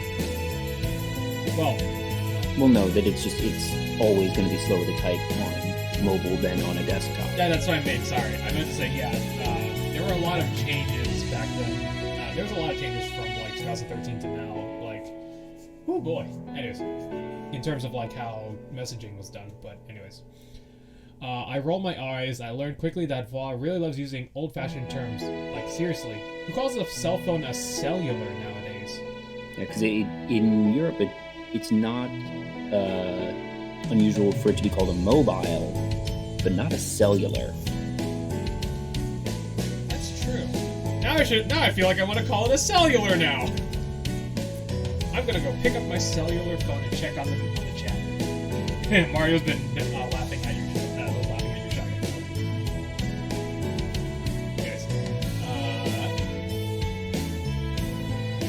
How was class? You did have class, yes. yeah, it was okay, but can you say boring? I can in several languages if you wouldn't mind looking it up. I don't. Oh, also I tried making a friend. Results? I crashed and burned. Out in a blaze of glory. More like he ran out of the room in a hurry. That rhymed. I tell the story of my encounter with Darren the boy. So I leave with the details how I scared Darren's name out of him, but I'll keep that teensy detail to myself. I knew you could be overbearing at times, but this is certainly new. You're not helping my crappy mood here, you jerk. Yes, my apologies. Anyway, so now you wonder whether you should pursue a platonic friendship with this fellow. Basically. Let me ask you, after the impression he's left on you, how do you feel about him? It's a good question.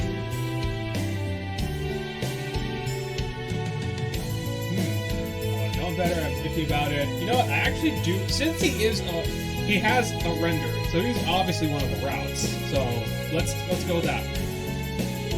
Yeah. I know this is gonna sound really weird, but I want to know more about it. Surprising. Most people would be put off by someone who ran out of the room at the mere sound of their voice. I'm going to hurt you.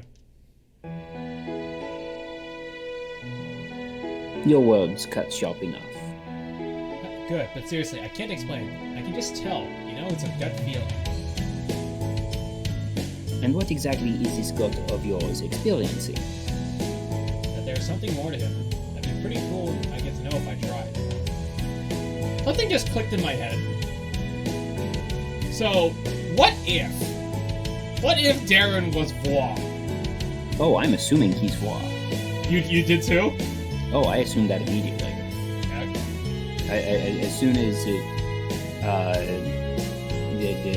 because it was very obvious from Voix's talking in the first scene that we saw him that he was a college student, and basically I was going to be assuming from the start that Voix was going to be one of the four conquerable routes, And it very obviously wasn't Kurt. Kurt is not nearly that smart.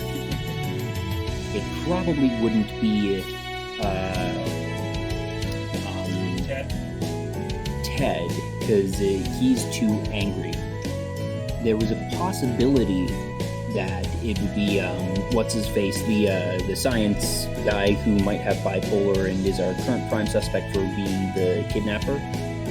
But at the same time, I felt like it would be weird for him to have two potential secret identities, but he would seem the most believable up until now. But now that we've met this fourth one is just almost mute. It makes perfect sense that Darren is Wa. So because basically Darren is not good at talking to people in real life, but is very good at it online. Oh, kind of like that girl from Sayonara's Expo Sensei. I haven't seen it, but I'll assume that this is accurate. So basically there's this girl who apparently does not speak to people, but then she talks to people via text messages, and she's very, very talkative via text messages. Yep, sounds right. Yeah, and unfortunately she's a very sharp-tongued, rude girl. Oh god, it was so funny and how I was like, you must be a very nice girl. And then you get we got a text message? It's like, you need to shut up, you stupid teacher. I'm like, what? God damn! Anyways, there's something more here. I don't know if I tried. Oh, it's just from a single encounter. I'm desperate for friends, okay? If I don't have anyone to talk in class, I'm gonna go insane and die. That is so like you. Always with the theatrics. I'm surprised you chose to major in law instead of the performing arts. Shut it. You know what I meant. Now, are you gonna help me or not? I don't recall offering any assistance. Surprise! Sorry, I should have known. Well, the most I can do is advise you that forcing yourself onto him is not going to help. People like that need some time to get used to a person before they start talking more openly. Yeah, you should probably tell that to Uzaki-chan. So I should make distance for now, but let him know I'm interested in being his friend. Exactly. Let him know that you acknowledge him, but allow him to be the one to come to you. Once he includes you in his comfort bubble, his friendship should be in direct line of sight. Comfort bubble? Is there a big bubble? It's a small bubble. How small are we talking? Like a proverbial hamster ball made specifically to fit a human being. Oh, that's pretty big. Now that a low whistle. That is pretty small. So wait until I see the bubble, and all I gotta do is aim and fire. Pew! Even though he can't see me, I'm shooting a gun, very with these people I walk past. Thanks a ton, Bob. I'm gonna try that. You're welcome, Wata. I await the day you inevitably gloat to me about your success. What makes you so sure I'll get this done? You're following advice that I gave you. Oh! I'm liking the dialogue here. Wow, and here I thought you were modest. As you so aptly put before, surprise! He probably counted out the exact number of E's too, knowing Claw. Anyway, I have class in about 10 minutes, so I should head into the classroom. I'll speak to you later, Wata. I grin as I tap out my goodbye. Unlike him, I have 2 hours before my next class, so I'm still free. I use the time to think about Darren and about the advice Claw gave me. I just have to get into his comfort level. Well, I can do it. My determination runs to me. And mostly thanks to Claw. He's always like this. Helpful, smart, interesting to talk to. You do wonder how he knows how to reach these types of persons so well. But I bet he just has lots of experience with people.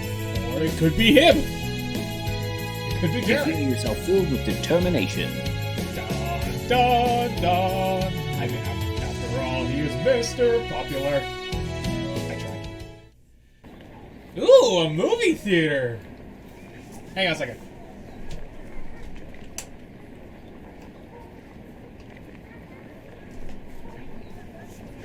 Ah! I was trying to read the, if there was anything here, but, I I don't see any noticeable parodies in here. I just see toy. Hang on. Jeez. The one on the left, the one on the far left. That's all I can see right now. The one on the far left looks like it could be The Dark Knight or Inception. It's called Shadow. So, from the director of Armageddon. What? Well, anyways, let's get going. That's weird. Anyways, man, I cut it close here. It's way too late just to be getting back to school. Just I thought it'd be go to go to town explore a little bit since I never had the chance. It was a fun day. I had Chandra with me. We hit what looked like all the places to be. She had to leave early though because of work. Maybe she had the right idea. Like, I'm kind of creeped out now. Campus is fine in the daylight, but when it's dark and quiet like this, oh man. I gotta hoof it back into my dorm. Just being out here gives me the heebie-jeebies. I hold my shoulder bag tightly and hurry along to a school path. My dorm should be to the right from here. I think. Where am I? I look around and I have no idea where I am. I'm so sure this is the same gate Chandra and I left from. All I have to do is backtrack, right? Apparently not, because oh my god, I'm so lost in the dark. This is not good. Okay, calm down. Okay, get it together. Oh, I know. An online map. There has to be an online map that can help me out. I tap on my browser and quickly thumb in a search for my university's map. Bless, there's one here on the school's website. Okay, so I studied the map with squinted eyes. My phone screen is a decent size, but still, the map is tiny. I think I know which way to go. I nearly scream as my phone vibrates in my hands. Jeez, who is it? Oh, it's a roller notification. Might as well get that check that really fast, and I can respond when I'm in my room. But wait, I swear I just heard something right now. Rustling glass. I tense up. I can't see anything in the dark. And I'm not cut out to be, and I'm not about to call out for someone like that person who dies first in the horror movies. Maybe it was a trick of my mind. I probably just imagined it. Oh, no, I heard it again. Someone's here. I'm not crazy. I yell as I sprint away, literally running for my life back to where I hope my dorm is. My heart's pounding as my chest fear runs through me like chilling water. I don't even know where I'm going. All I know is that I need to get far away from there. Away from whatever the hell was back there. Thankfully, I do make it back to my dorm building. I race inside and slam the door shut. In the artificial light, I actually feel a whole lot safer than I did outside in the dark. I race to my room, open the door so fast that I surprise Chandra sitting at the desk. She looks at me concerned, breathing so hard that it must look like I've been running a marathon. Oh, did they low-key... Oh, I was gonna say, did they low-key drop a Michael Bay reference? I don't know which one that was. Anyways. Okay, good. Is everything alright? You look scared to death. It takes me a few moments to catch my breath. Oh man, Chandra, I was so scared. Okay, so I was like walking back from town, and I totally thought I heard something on campus. Like I thought it was nothing but at first, but then I heard it again. I got so freaked out that I ran back here as fast as I could. Oh, that sounds super scary. I give Chandra a hard look. What's with that tone in your voice? What tone? You think I'm crazy, don't you? No, not crazy. That's a kind of mean way to put it. Chandra bites her lip nervously and glances away. I'm just thinking that maybe it wasn't anything, and you just thought it was someone out to get you. Wouldn't you Well, there's been disappearances lately. But I thought you said you weren't worried about those. I know, but it was scary, okay? Just take my word for it. I huff and I plop down on my bed, trying to ignore Chandra's apologetic smile. She gets 10 seconds of pouty face, no exceptions. At least you're safe and sound now. Chandra is actually the kidnapper, because the kidnapper can't be one of the 4 conquerable characters. What fate, considering it's her, considering it's the roommate. Anyways, thankfully, all I need right now is to relax and talk to my mommy. Hearing my mom's voice is sure to calm me down, but I better not mention what happened. If I have to explain why I was out so late, and I know that'll make her freak. I reach in my pocket for my phone, I bring an empty and to my ear. Huh? I stand up to pat all my pockets down, but it's useless. I can't find my phone anywhere. Dun, dun, dun. No, this is not good at all. I think I dropped my phone out there. She had returned to her seat, alarmed. Are you sure it's not just in your bag? I know for a fact I didn't put it in my bag. It's nowhere in my pockets. I was holding it right before I started running. I had to have dropped it. I turn back to the door with the sound of Chandra jumping from her seat. Hey, don't go looking for it now. It's so dark. But I need to have my phone. I can't leave it for someone else to find. Nicole, it'd be better to go get it in the morning, don't you think? Even if someone finds it, they'll probably bring it back to Lost and Found. Okay, Chandra is definitely hiding something. She doesn't want Nicole to go out right now because, like, her accomplice or something is out there. Or she's just looking out for her and it's really, really dark. But just seconds ago, she was saying it was probably nothing and that she was imagining it. So why is she now suddenly like, oh, don't go out? You're having ideas here. Or stealing. Or that. Chandra shyly glances away but perks right back as she comes up with something to cheer me up. Don't worry, Nicole. I'm sure that won't happen. I hope not, or I'm gonna die right there. The thought of someone else finding my poor phone does get me nervous. But Chandra's right. Going out to look for it now would be useless and stupid. I just have to hope for the best and look for it tomorrow. I can't believe I let this happen. How scatterbrained can I get? Ugh, it's gonna be nighttime soon. Instead of being snug in my dorm, I'm out in the life science department. I need to go back to Professor Garver's lab. Can't find my textbooks for his class, and the last thing I remember having it was when I was over asking questions again. I might have accidentally left it. I'm hoping I did. I paid good money for that textbook. With that price tag, I ain't buying another one. Ooh. Textbook costs. Ugh. College textbooks are a scam. That's why I buy online. Or renting, I mean. So I say, but I bet I'd buy another book if it came down to it. What can I say? I'm just dedicated to that path of being a good student. I'm just glad I noticed my book was missing before all the buildings were locked down. I think I have an hour or so until then, so I better then get out ASAP. I make it to the lab building, head upstairs, taking the stairs 2 at a time since I'm way too anxious to stand in an elevator. Yeah, elevators are kind of scary, but then again, so are stairs. What's more scarier, elevators or stairs? She's not scared of the elevator. She's just got a lot of pent-up energy because she really wants to find her book, so she's running and not, standing around in an elevator. It's not that she's scared of an elevator. Oh, okay. But I'm just saying, what would be more scary, an elevator or stairs? I mean, neither.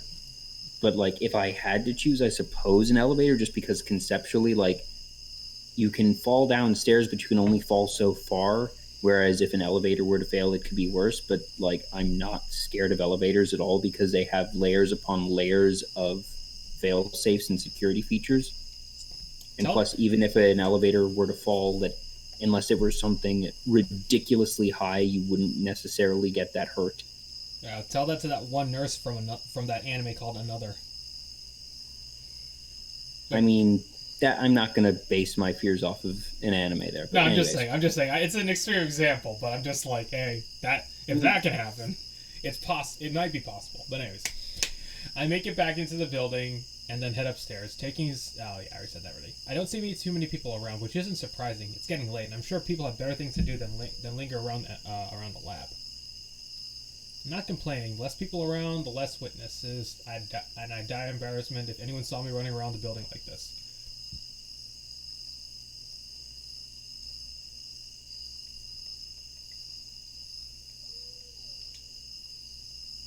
Okay, because just in case anything happens, because we're already reaching at 9 o'clock. Oh, I reminded Mario about that one scene with the stairs and the umbrella. Oh, jeez. Oh, man. Now I'm remembering that, too. I'm not complaining. Yeah, okay. This makes me realize that my mistake, a million steps out of the dorm's too late.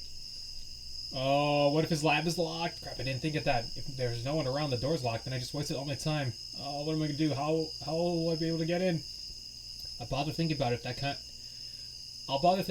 if it comes down to it. Right now, I have to hope for the best. I can see the professor's lab coming up right ahead anyways. It's really quiet on this floor. Weird kind of quiet where you can't even hear white noise. Must be because barely anyone's here right now. I almost want to tiptoe just so my footsteps doesn't disturb the calm. But that's kind of stupid. Who's around for me to disturb anyway? Next thing you know, we'll get a jump scare or something. I take a breath. Nah, it's what's his name? The science boy who's possibly bipolar. I take a breath once I reach the lab door. It's do or die time. Well, it's really more do or cry time because I know so I'm going to be crying if I can't get in this lab. I grab hold of the handle, turn it, and... Whoa! It turned! I look at the handle, unable, hard to believe. If it's turning, turn the handle all the way to push the door, and it opens obediently for me. Yes, it's open. Time to get my book. It's kind of weird that the door's unlocked. I mean, this is a lab. You don't just want anyone coming in and messing things up, right? I don't really get science people sometimes. It's a little dark in the lab, but it's bright enough I can see where I'm going. I think it was in the back to... talk back to Professor Garber like usual when I took my book out. I should start there. Get excited when I think how close I am to being home freaks. So excited, I think those noises I hear are the sounds of my beating heart until I listen more carefully. I hum in slight panic, realize those are noises coming from the back room. Wait, is someone in there? Try to take a calming breath. Come on, Nicole. It has to be one of those interns who work in the lab. Like, who else could it be? The thief. Like, that paranoid voice in my brain starts saying. Troublemaker, she continues. Okay, shut up, paranoid voice. It can't be anything like that. Like, gosh, how good is our security team here anyway? I don't remember in time before the door suddenly opens. Panicking, I duck down and crawl to the far side of the lab station. My back presses flat against it. I try my hardest to keep my breath as quiet as I hear footsteps. Nervously, I lean over to try and peek at who was in there. Please be someone. Please don't be a hooligan. My prayers are answered as I see a familiar dark brown head of hair. Oh, thank God, it's just Jeff. I think it's Jeff. I'm just about to reveal myself when I know something really off about him. His face. Mr. Hyde. Oh, it's his face. Like, no, it's not scarred or disfigured. He's smiling. It's I called it. He's definitely the kidnapper. It's probably really weird. Or he's just, or maybe it's split personality disorder. Oh, hey, Matt from Late Music. Thanks for coming on over. Hi, Matt. Okay, it's a very self-satisfied smile, the kind you give yourself after setting up the best practical joke ever, and the person completely falls for it. He's walking different too, like a king in his domain. There's this kind of swagger to his step, like he owns the area and anyone around should know it too. Man, this is completely surreal. Is he okay? Oh my God, they actually made him foo. What the hell, man? How do you even, like... This is perfect. My breath hitches as I hear him speak. This cannot be his voice. I mean, I've heard Jeff speak plenty of times before, but he's never spoken like that. I hold my breath over my mouth, continue watching as he situates himself in a lab station. Hold on a second. Is that my book he's holding? It totally is. He's just flipping through it like he owns it. Perhaps I spoke too soon. With a furrowed brow, Jeff sighs and he claps the book shut. He releases it from his hands, letting it fall to the lab station with a loud thump. I forgot how utterly useless information from an introductory course on biology was. Of course I wouldn't learn anything new from it. He scoffs and eyes my book with a look of disdain. Honestly, I should burn this thing for having brought my hopes up. Oh, I wonder under what conditions the pages would burn best. Maybe I could also form a colored fire for the procedure. He wants to do what to my book? I move without thinking. My shoe produces a shrill screech as it rubs against the lab floor. Uh-oh. Unless Jeff is dead, he's definitely gonna notice that.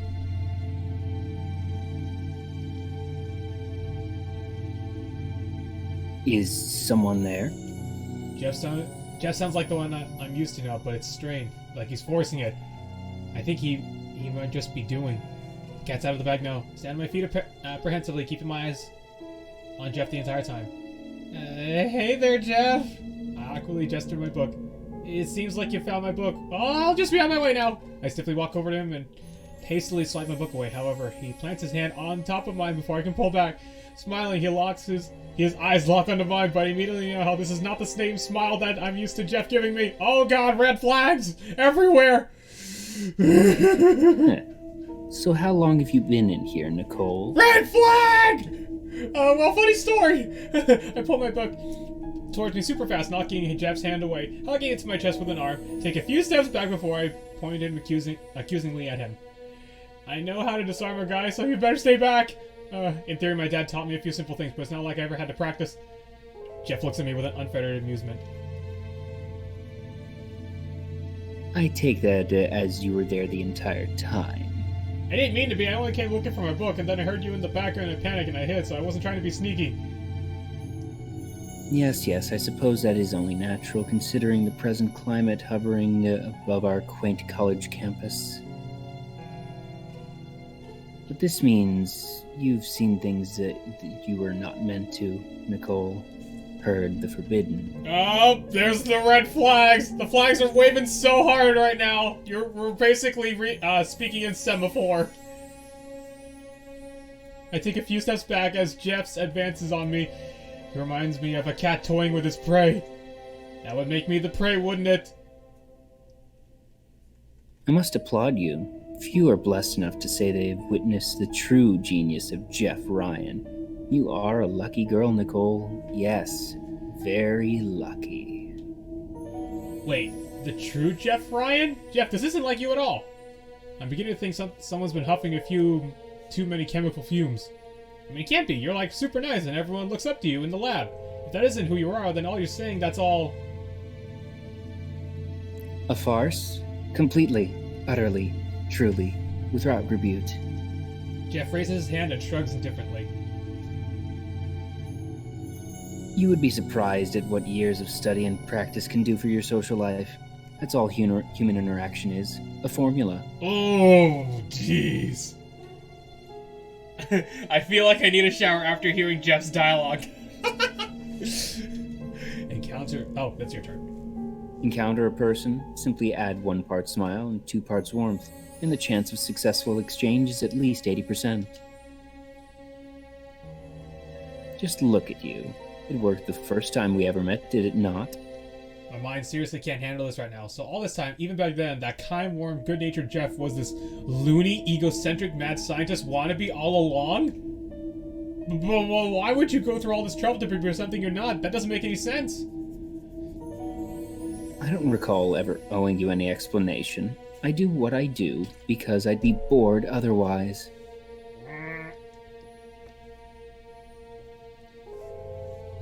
An honest answer, if you would please. Would I be as popular as I am today if I acted like this? How I truly am? You have 10 seconds to answer, and please do make sure your reply is a simple yes or no. What should we answer? Because I have a feeling it might actually be time. Time for what? No, because he says 10 seconds, so I'm like, what if we actually said yes or no? Oh, no. Huh? That's not a yes or no. I know, but you're just confusing me right now. I hold my hand to my head. My thoughts won't stop spinning right now. Oh, never mind. The answer's surprise. Never mind. No, I don't think people would like you very much if you were being a huge jerk like you are now. Jeff snaps his fingers. Correct. Sharp, Nicole. I had a feeling you were sharp.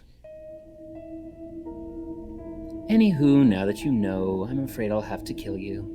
Well, this just went completely in. Well, that escalated quickly. Whoa. I mean, that got out of control really fast. What? I am joking, of course. I stop my foot and yell in frustration, shaking out my nerves. Don't do that! That's not funny! Yes, your girlish screams are of no entertainment to me. But seriously, do not speak a word of this to anyone. I work tirelessly to make sure my image is flawless. You just happen to be an unfortunate accident. Do you understand? Not a word. I don't care much to let others know a genius sleeps among them. Oh my god, they actually put key. Dude. Like that, that's a little bit cringy from the writer's perspective. 2013, man, 2013. like that's some. Ooh, the foo was enough, but key. That is some weeb stuff right there, my friend. 2013, man. Wow. Oh god. Anyways, Jeff snickers under his breath as I ponder over his proposal. I honestly still can't believe that the Jeff I thought I knew was basically a lie. If that's the case, why should I keep lying to everyone else too? yell at him, just agree not to say anything. This is interesting because I don't know which one he'd actually like. 'Cause I don't think that agree to not say anything is the correct answer. Wait. Oh, save it? Yeah. Yeah, okay, cool. I think the answer is disagree and tell everyone. Because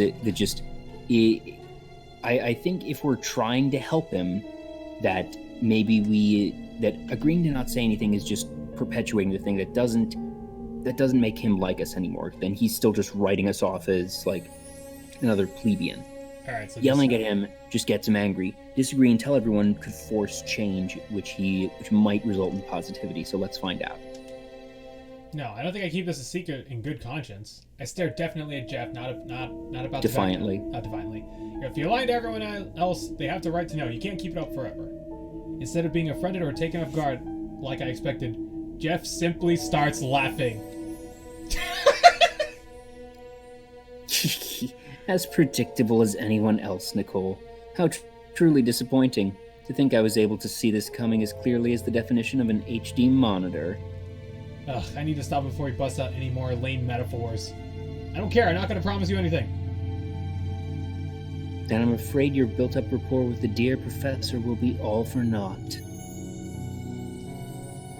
Why would he want to associate with the girl who broke into his lab? Oh, jeez! But I didn't break into his... A knowing glance from Jeff is all I need to understand what he's up to. This guy! You're not seriously blackmailing me over this right now. Oh, but I am. Yes, you may not be doing anything unsavory, but the very fact that you're here in this lab will be enough to make the professor wary around you. Not something you want from the man who's in charge of your grade, no? I can't believe this guy. What a complete and total ass! Ugh. Fine, whatever. You don't want me to say anything? Then I won't. There. The way Jeff starts laughing under his breath is enough to make me want to punch him in the face. I had a feeling you'd see it my way, Nicole. You said that you came to the lab to retrieve your textbook. He gestures at the textbook at my hands. Well, there is your useless textbook in your arms. You may leave my sights now. Okay, part of me wants to replay that answer. well, let's finish this and see if anything, changes on him. Okay. Trust me, I can't wait to leave his sights as soon as I can. However, before I go, there's one thing that's bothering me. I'm going, but can you tell me why you're even so late here in the first place? That's pretty weird. An innocent enough question. I suppose I can grace you with my answer. It is simple. I am just the person who volunteers to make sure that everything in the lab is in its place. Doing so allows me time afterward to spend in the lab by myself. Why I do that, however, will still remain my secret. Such an idea of genius would be difficult to grasp, I'm sure. I do my best not to be creeped out and fail miserably. Okay, I'm going to leave you to whatever it is you do in here. Unconcerned, Jeff waves me off as I quickly leave the lab and slam the door shut behind me. Did that really just happen? Who would have thought that Mr. Perfect was actually too perfect to really exist? One thing I know for sure, though, I think I'm going to be spending a lot less time in Professor Garver's lab now. Oh. All right, I want to replay that. I want to see if there was anything significantly different we could have done there. All right, let's load. Yes. Agree or just yell at him? I guess we agree. Because I really can't think of any, I don't see how yelling would help. Maybe we'll come back and do yelling at the end. But let's try agreeing this time. Before I make my decision, I have to know one thing. You must have a good reason for pretending like this, huh? I ask him seriously as I can. I don't want him to think I'm trying to be coy right now. Jeff, seemingly surprised with how straightforward I'm being, elects to glance away. While I will not explain the exact reason, I will admit to having one. Okay, then, that's what I thought. I try and ease down, my body's so tense my shoulders feel like they're stuck in place. I promise not to say anything then. Jeff blinks at me a few times like he can't believe it. You won't say anything? I nod. Just like that? Because I asked? I nod again. Oh my god! Okay, sure, fine. Fine.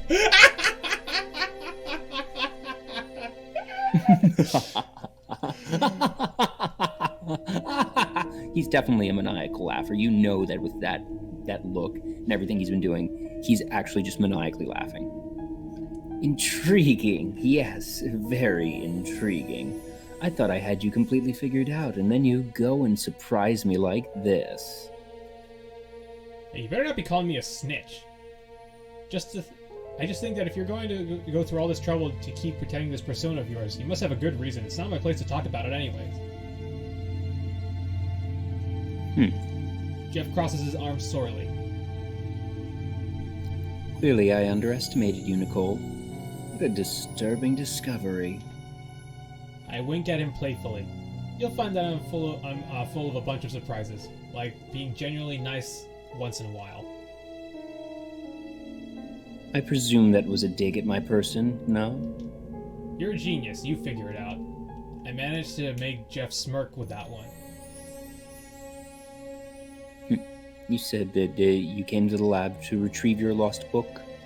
He gestures at the textbook in my hands. Well, there is your useless textbook in your arms. You may leave my sights now. Trust me, I can't wait to leave his sights as soon as I can. However, before I go, there's one thing that's bothering me. I'm going, but tell me why you're here. That's pretty weird. I think we did this one already. Yeah. An innocent enough question, I suppose I can grace you with the answer. However, that will still remain my secret. Okay, I'm going to leave you to whatever it is you do here. Unconcerned, JF waves me off as I leave the lab and slam the door shut behind me. Did that really just happen? Yes! That actually just happened! Who would have thought Mr. Perfect was actually too perfect to exist? Blah, blah, blah, blah. So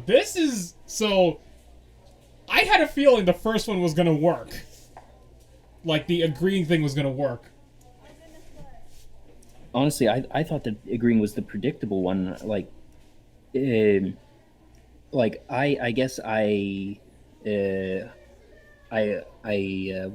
the term? Like, almost,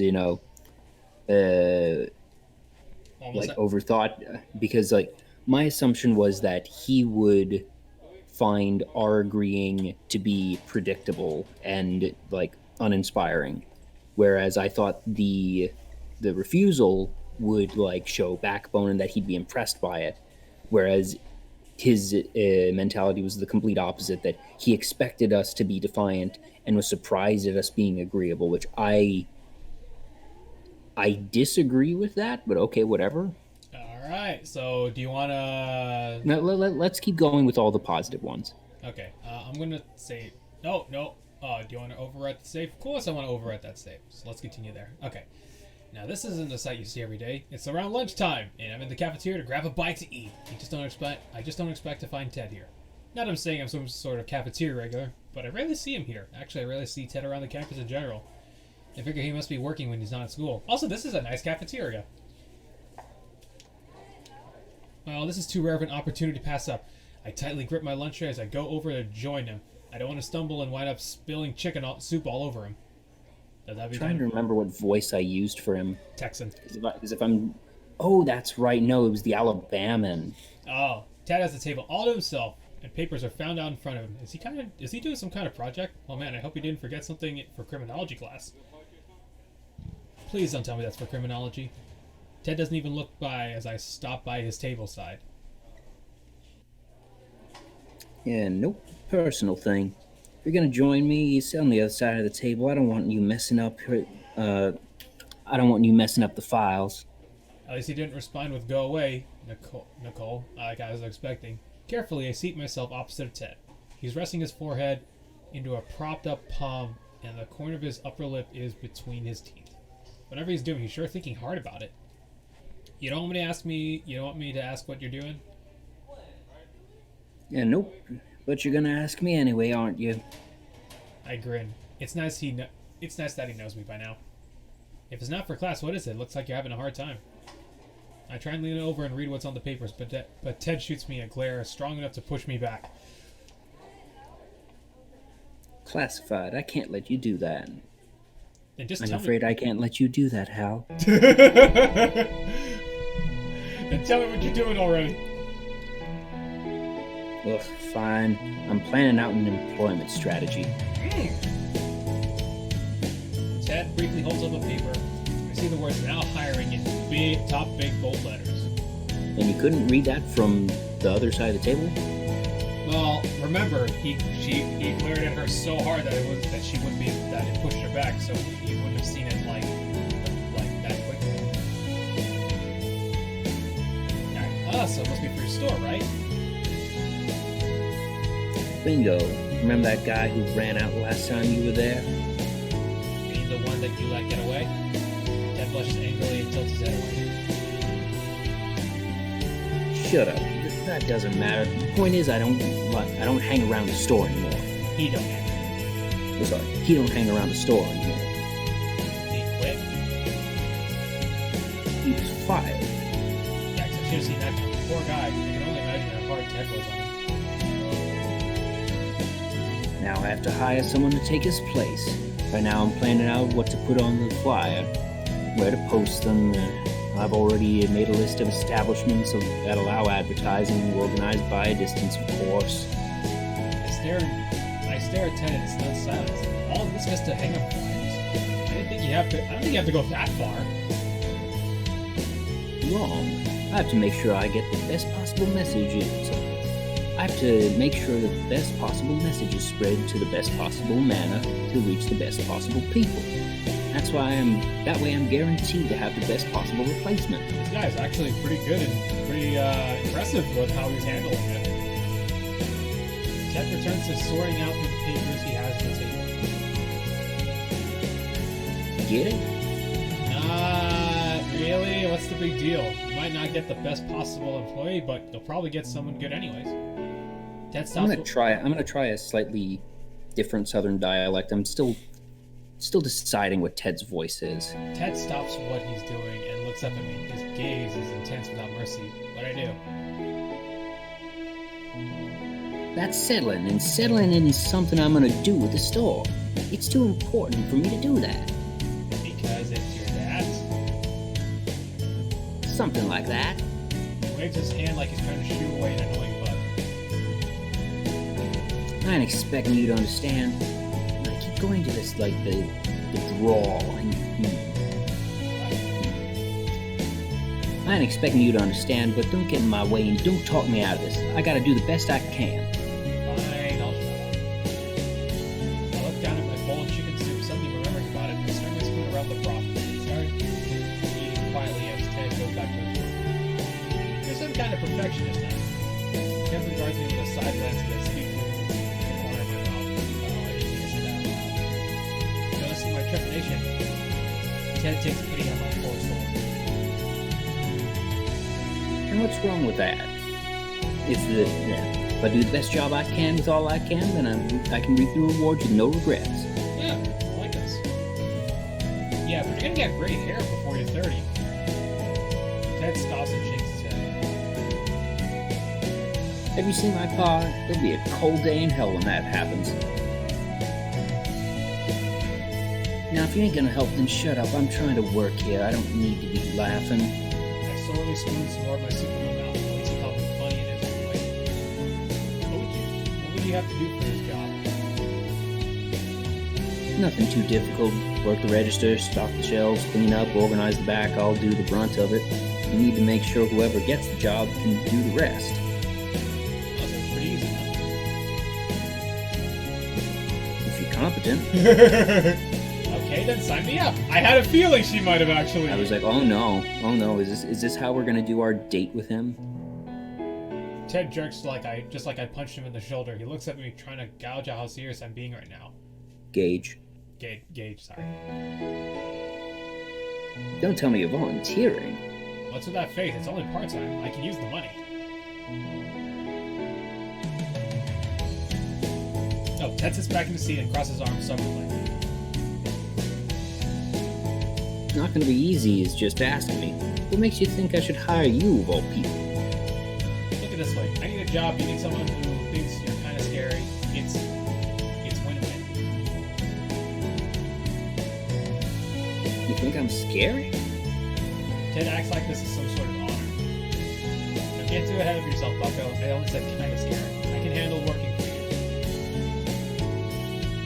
Oh, really? Yes. Like, here, try me. Let's have an interview right now. Ted looks around at the noise cafeteria background. Okay, so it's not your typical professional setting, but it's gonna have to do. He sighs, resighs, and stacks all the papers into a neat pile. Fine, this will be a good way to see how you are on your toes. I actually start to feel nervous as Ted cracks his knuckles and sits up straighter in his seat. You done with your soup? No eating during an interview. Palutantly, I take one last sip as... Petulantly. Petulant. Man, I have a hard time reading. Like, this is a new word for me, to be honest. Anyways, I take one last sip and push my tray to the side. I think Ted might be taking this a little too seriously. Now, Miss Gray. He arches up brows. I reflexively snort. I'm not used to him addressing me so formally. I simmer down as Ted glares at me. Sorry, what were you saying? I was going to ask, do you have any prior work experience? Well, I do some odd jobs around town, but it's nothing too extensive. Other than that, I didn't do much during high school. Wait, no, I babysat my brother. Does that count? Not really, but I'll take that into consideration. Tough crowd. I should have expected, considering it's Ted. I'm gonna have to do a really good job if I want to impress him. Alright, game face, Nicole. You have to show Ted you really want this. Go through the rigmarole of your usual interview. Ted asked me if I have any time constraints that would get in the way. Nope, I'm interested in the job because of money, and if I've ever heard of their store before, kinda, and so on. I think I'm doing pretty well. Ted doesn't look like he thinks this is the dumbest idea ever anymore. 1 second, I'm looking up an Alabama accent because this is bothering me. Like, 1 second. Okay. Because I think I'm hitting too much of a Georgian accent. 1 second. Anyways, while I'm waiting for this video to load.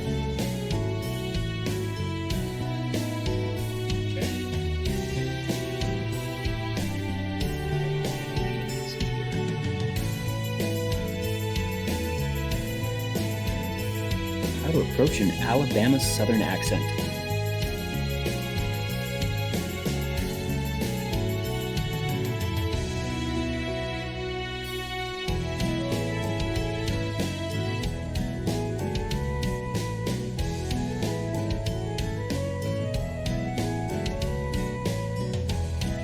Parsons accent. Not a Roman accent. Mississippi's not a Southern. Ours.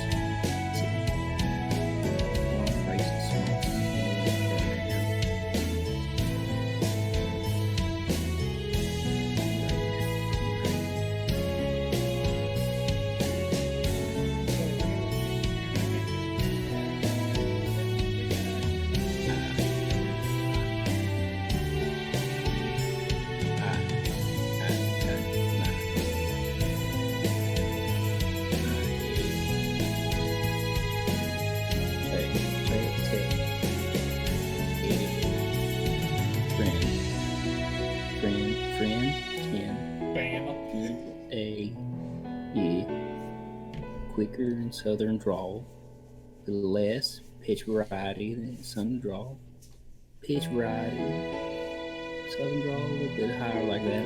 Okay, I think I've got it. If nothing else, I'm good at adopting accents. All right, because I was like, here's the thing I was actually going to say. I thought we were actually going to have like a questionnaire where we're actually going to ask like, oh, let's have some answers for the interview. I guess that was going to happen. I was preparing myself to do the same again. Anyways, let's get going. Yeah. All right, final question. With that, all right, here comes the Alabama Slammer.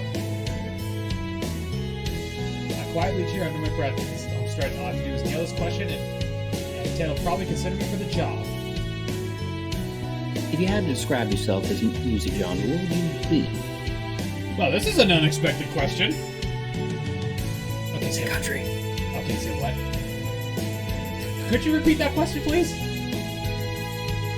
Simply put, what kind of music would you be if you were music? Ted looks at me with a smug expectancy. Like he knew this question was gonna trip me up. Fine, I'll show him. Get ready, because I'm gonna hit this one out of the park. Alright, so... Country is there! Because it's obviously country, because country is the brown nose option. Okay, hang on. I'm gonna say. So I think we go with country first. Because I think that he's gonna be obvious enough to want that. Jazz. Mario said jazz. It'd be country music. Do you like jazz? Freeform. It's time to ponder. Freeform jazz. Freeform jazz. Okay, No, Ted- I was going with the B movie reference. Oh. Alright, so did you think that this was us obviously pandering to him, or is he as vain as I think? Maybe he does catch the pandering. Ted stops and shirks back his seat. I swear, if you say that because you think it'll appeal to my self and sensibilities. No, hear me out. Don't jump the gun now. Ted looks unamused as I playfully mimic his accent and cough hastily, return my voice to normal. Some people can't just appreciate a good joke. I be country because I like to keep consistent. I follow the formula that works to produce satisfactory results, but sometimes I change it up to produce something better. Or something I totally just ad-libbed on the spot. I think it sounds good. Ted must think the same thing because... That was actually pretty good. That was pretty good. Yeah, I think it sounded good. Ted must think the same thing because he's holding at me with a slack jaw. How's that, boss? Oh my god! Yeah. Oh my god! The unexpected answers are becoming the best ones, apparently! I guess that's a satisfactory answer. I would flash a victory sign if it wasn't so professional. Do people still do that victory sign? No, that's an anime thing. Okay. That'll teach Ted to never doubt me again. Ted hides his awe with a brusque color and taps the edge of his papers against the table for him. That concludes the interview. I released a pent-up breath and finally relaxed my back. I got a little shaky at the end there, but overall I think it had to be good enough for Ted's sake. I hope it was at least. So, do I shake your hand now? No, you're good. I think I made up my mind anyhow. I lean across the table, pushing off my toes with my shoes so I've nearly reached Ted on the other side. And... Ted lowers his eyelids and stares at me dead straight in the eyes. You can have the job. Da-da-da-da-da-da-dun-dun-dun. I got the job, yes. He clenches his eyes shut as I let a victorious whoop. Gonna make some bank! Only because it'd be a real pain and take way more time to hold more interviews. You don't seem like you're a half bad worker. I doubt you can be any worse than the last guy. Okay. Ew, please don't compare me to him. I'm so relieved, though. Now that the interview is over, I can finally go back to my eating. My nerves are so frayed that I feel 10 times hunger. That happens. When do I start? Oh, no, wait, hang on a sec. Where do I start? Please, not with your mouth full. I swallow so Ted stops grimacing me like I'm some sort of 4-year-old at a fancy restaurant. Better? Much, and you start after I'm still trying to hone in on this accent. It's like I'm able to read this, but it's like now I'm trying to. Alabama accents are not the stereotypical accent. Much, and you can start after I talk to my pa about it. Once that's clear, I'll get in touch with you. Well, Ted grows a little bashful. that means I'm gonna need your number. Sure, no biggie. Give me yours while you're at it. I had Ted amused as I pulled my phone out of my pocket. You act like you're asking me out on a date. Wait, she found her phone? Yeah, I guess she did. Yeah, that was a plot thread that kind of got left out. Yeah, well, there, no more loose end there. Shut it. I've never bothered with any of this. I wasn't sure if I was being too forward by asking. Well, here's some advice. Take a chill pill, boss. It's for work. I know, and don't call me that. Fine, Mr. Rossi. As soon as Ted's done groaning, we exchange numbers. The moment Ted got in my mind, his phone, he returns it to his pocket. talk and get soon. Expect a call from me soon, Nicole.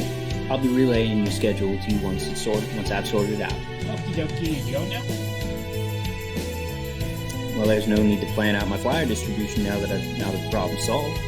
Ted offers me a stiff farewell. So yeah, I'm out. Oh! I lift my hand and wave to the back, but Ted's already marching off before I get the chance to. I'm getting a sinking feeling that working for this guy isn't going to be a walk in the park, but hey, money is money. There isn't anything I can't handle. And whatever Ted has in store, he can bring it. I'll show Mr. Perfect that I can work just as hard as he can.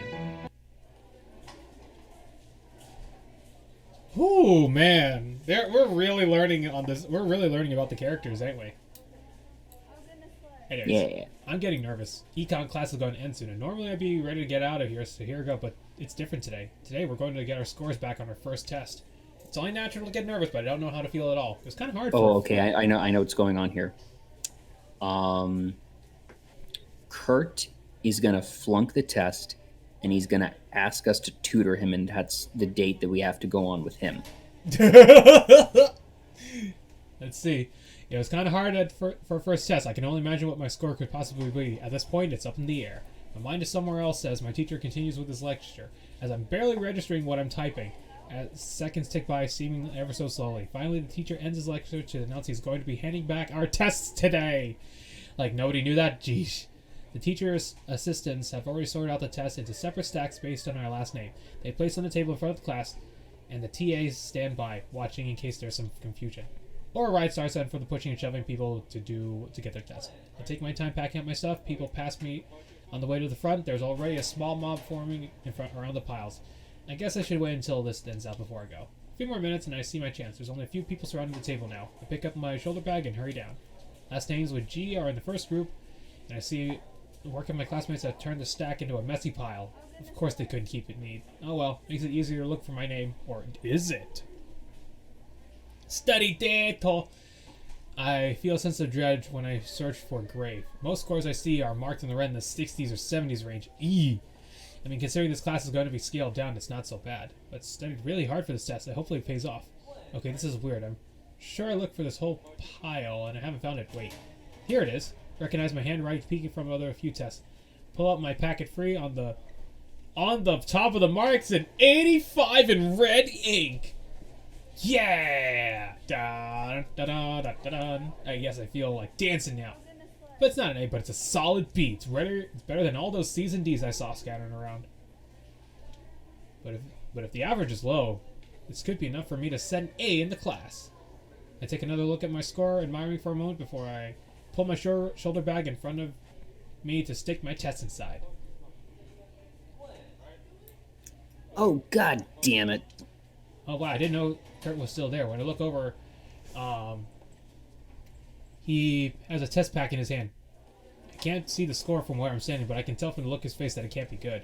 I should really let it go. Whatever it isn't my business. But I'm so curious. What could the oh-so-great Madry have scored to cause such an angry reaction? I wait until Kurt seems to have calmed down, not that it says much. His fingers are squeezing so hard into his test that he looks like he's about to crush it. Everything alright there, Madry? Kurt turns on me, looking ready to yell, but once he recognizes who I am, his expression softens, and a forced grin welcomes my presence. Hey there, Grave. You heard that, huh? I see the rest of the remaining students giving a wide berth, eyeing Herb like he's a bomb ready to blow up. I'm pretty sure they heard you in the next hall over. I can already tell this is going to be a touchy subject. So, how'd you do? I figured asking the question in a sing-song verse would make it easier. So, how'd you do? Okay, so like that. Make it easy on the big guy. However, Kurt's voice lowers as is his gaze. Okay, maybe that didn't work as well as I hoped. Kurt glances over the shoulder like any other, like he's checking out anyone listening on us. Hey, can we talk somewhere else? Jeez, I just wanted to... Hey, that's my line. Oh, dang it! You say that. I got so... Talk somewhere else. Yeah, sorry, I got so into the reading. Jeez, I wanted to score, not his life secrets. I agree, though. And Kurt leads me... Yep, he's totally gonna ask us to tutor him. Leads me out of the classroom and outside. He leans against a nearby tree and groans, the base of his palm pressed to his forehead. I failed the damn test. I figured he did. Wow, try and show a little more sensitivity, Nicole. Yeah, you're not the best buddies with this guy, but it's not like you want someone to talk to you if you just failed. I try again. What'd you score? If it's like in the 50s or 60s, you should be okay. Ooh. Kurt shows off his test pack. I hold a grimace as I see a score of 42 written on the top of his test. Life, the universe, and everything. Yeah. Okay, it's not in the 50s or 60s. I rock uneasily on my heels, trying to think of a way to make the situation better. Well, we have 4 of the tests. If you rock those up, you should make up for it. It won't matter. Kurt growls and looks like he's ready to punch something, only hoping he's enough of a gentleman not to hit a girl. I don't get any of this. It's all numbers and stupid graphs. I thought this was just going to be common sense stuff. Econ is econ. Wow, that sounded lame, but I don't know what else to tell him. How'd you study for the test? Well, I skimmed the chapters. And I skimmed the chapters. Kurt looks at me with a sheepish grin and I sigh in response. That's your problem. You need to study better. You need to study better. Take it from me. I show him my test score proudly, gloatingly, not enough to rub in his face, but mind you, hey, I worked hard for this. I think I know what I'm doing in this class. Whoa. Kurt is genuinely impressed. I silently congratulate myself for able to throw him off for a change. However, I notice a wry smile from his face, and I slowly feel the tables turn. Oh boy! A grave. He's the one using the sing-song voice now. When he uses the sing-song voice, it cannot mean something good's about to follow. What is it? What do you want? Hey, what's with that attitude? It's not like I just asked anyone to tutor the great Kurt Mandry. Oh, here it comes! Here it comes! Called it. I saw this a mile away. Oh, please no. Please tell me. Okay. Please tell me I didn't hear that right. You want me to tutor you? See? Look, you're as smart as I thought. No. No way. Not happening. I'd rather choke on our textbook. Ouch. Straight to the heart. Tutor the mighty number 9. That's what Mario said. He holds his hand to his chest and pretends that he's wounded. It'd be a real wound if he keeps this up. Look, sorry, but I haven't really done this tutoring thing before, so I'll have to pass. Good luck, though. Try to walk away from Kurt, but he hurries in front of me and holds his arm out wide. Jeez, I forgot how big this guy is. Moving to lose a Madry, no means no. Hey, can't you just hear me out? He gives me this puppy dog look that manages to make my heart melt upon sight, and I bet he rehearses all the time to get what he wants. Fine, but I'm only giving you 5 minutes. Starting now.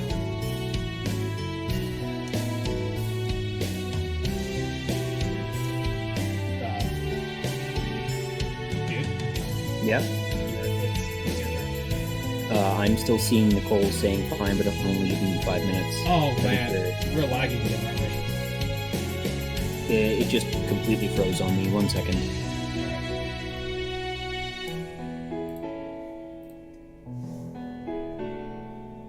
Okay, there we go. I told you I was here on athletic scholarship, right? Yep, and I know that means you need to keep a C above average or you can't play. If I don't pass this class, I'll be on academic probation. I'll have to play ball. I have to be able to play ball or they'll stop paying for my stuff. Kurt sighs and presses his hands all together, pleading. Look, trust me when I say that I don't want to bother hiring a tutor, but it's obvious that I need one. Brave, you're my last hope here. I'm seriously begging. Oh god, this guy can feel my defenses crumbling as he gives me another dose of that puppy dog look. I don't really like Kurt. I don't hate him, but he's far from being a friend. He was desperate enough to ask me. I figure sucking up his pride could count for something. Okay, you got me. I'll help you out. Kurt lets out a whoop. And oh wait, do a whoop! Whoop. And throws his fist in the air. Friggin' sweet, I'm gonna pass the class for sure now. I watch as Kurt snickers smugly to himself. I get the feeling he thinks he'll be able to solve this he thinks I'll be able to solve this all for him. Thanks, Grave. I owe you one. Yeah, that's definitely what he's thinking. Not sure what's up. It's not like I'm some miracle worker here. Brag. Keep confident. You can help. Tell me I'll have to play his part. Well, let's save. I'm pretty sure we're just gonna have to, like, keep confident, because Kurt seems very one-dimensional in that way. Yeah, if the guy's inside of shit lab, I'm gonna decide to go before we get started. All I have to do is keep this level by level, and yep, if you acing those tests soon enough. Okay, hopefully C's, but I didn't even need this test. Hey, C's make the degrees, right? Hey, that's my line. Okay, go. Hey, C's make degrees, right? That's like, I had to. No, yeah, have you never heard that line before? I have never heard that line before. Oh my gosh, no, it's a real thing. C's earn degrees. Wow. Well, considering how low the averages are, so... Considering, like, the averages for tests are... Well, also because most places, C is a passing grade, and you just need to pass the class in order to get the diploma. Then unless you're going for, like, after graduating for, like, more than a year, nobody actually gives a damn about your GPA. It's just, do you have the degree?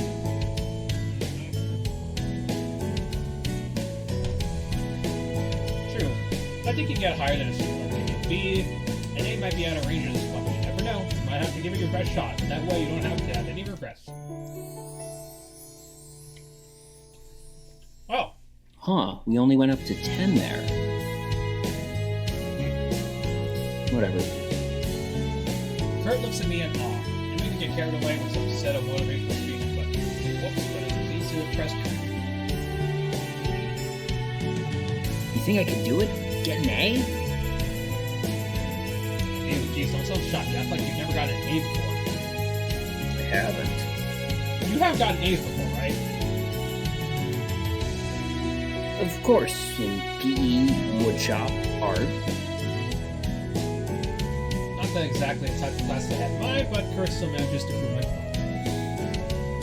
See, so we just have to figure out what will work you in those classes and apply it to economics. Once you figure it out, it'll be a cakewalk! Yeah, totally. I'm really liking this side of you, Grave. Have you ever heard that confidence can be really sexy? Professional Maverick. Kurt grins cheekily in response. Nice to see he's motivated back to his normal self. But I'm not so sure if I should be happy about the latter. Right. Anyway, this is awesome, but we can work out all the details later. I gotta go to practice. So, basically... See you later, Ash. So basically, we have a job, and we gotta tutor this guy. Yep, and something's gonna happen that's gonna make it so we have more time with, what's his face? Jeff and Darren. So something's probably gonna happen. Like, the talks with Voix, if we can consider that Darren is Voix, that could be in of itself, but then again, we don't know anything yet. But anyways, sure. So now that we've seen Jeff's true side, I'm convinced that he is not Voix and that it's Darren. Okay. Sure, just text me or something. Let me give you my number. Well, it's like, it's only for professional reasons. Both of us put our cell phones out to quickly exchange numbers. As Kurt finishes punching mine in his phone, he wears the most obnoxious smile I've ever seen. Hey, Grave. What is it now?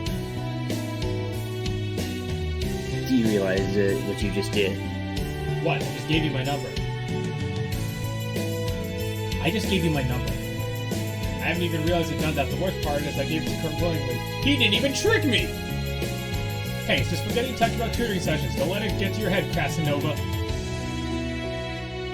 Whatever. That doesn't change the fact that I still got your digits. This guy is the worst. But I can't stop but laughing at this. I don't know why. Kurt saunters away, humming mentally under his breath. Humming the words I can faintly recognize as, I just got Grave's digits. As he continues down the hall. He passes the corner and disappears. Smell you later, losers. I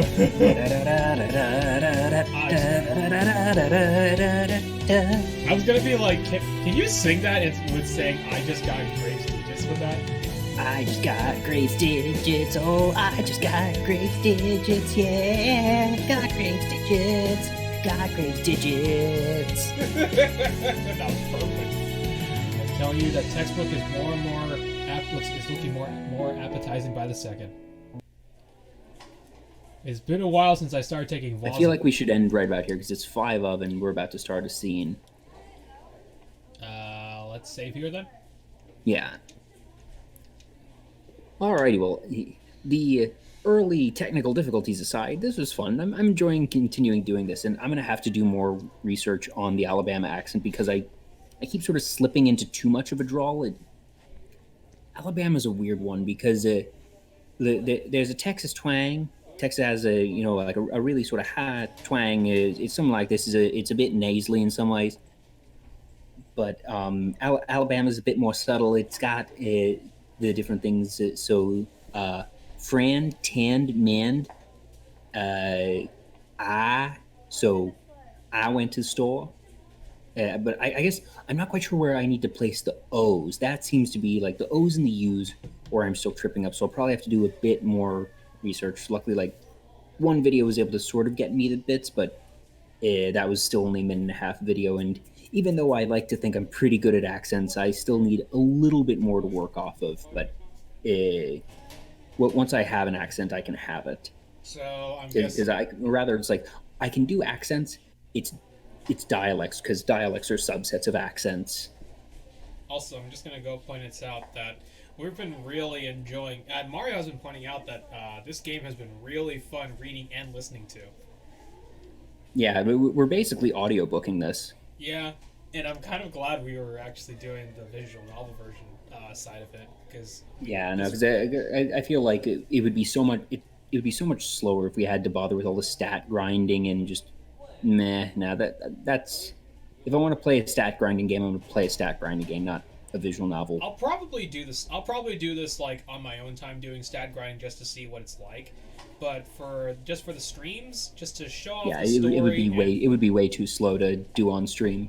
Yeah, but I would say that we've actually learned a little bit more about the people that we've been are going to having a connection with. So let's have your thoughts on the 4 guys that are potential targets for romance. So I think Jeff is a red herring for the kidnapper, like I thought. I think that he is a smug, smarmy bastard, but whatever he's working on is not actually nefarious. That if he's working on something, it's something that he thinks is this huge invention or breakthrough that he wants to show everyone his genius with. I think, but whatever it is, it's not. He's not working on making nefarious chemicals. I think he's doing something that might actually be,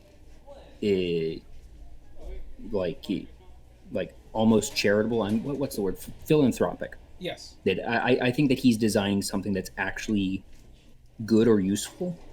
Something that I don't will think help that mankind? maybe that because he is vain. He wants to show off that he's a genius.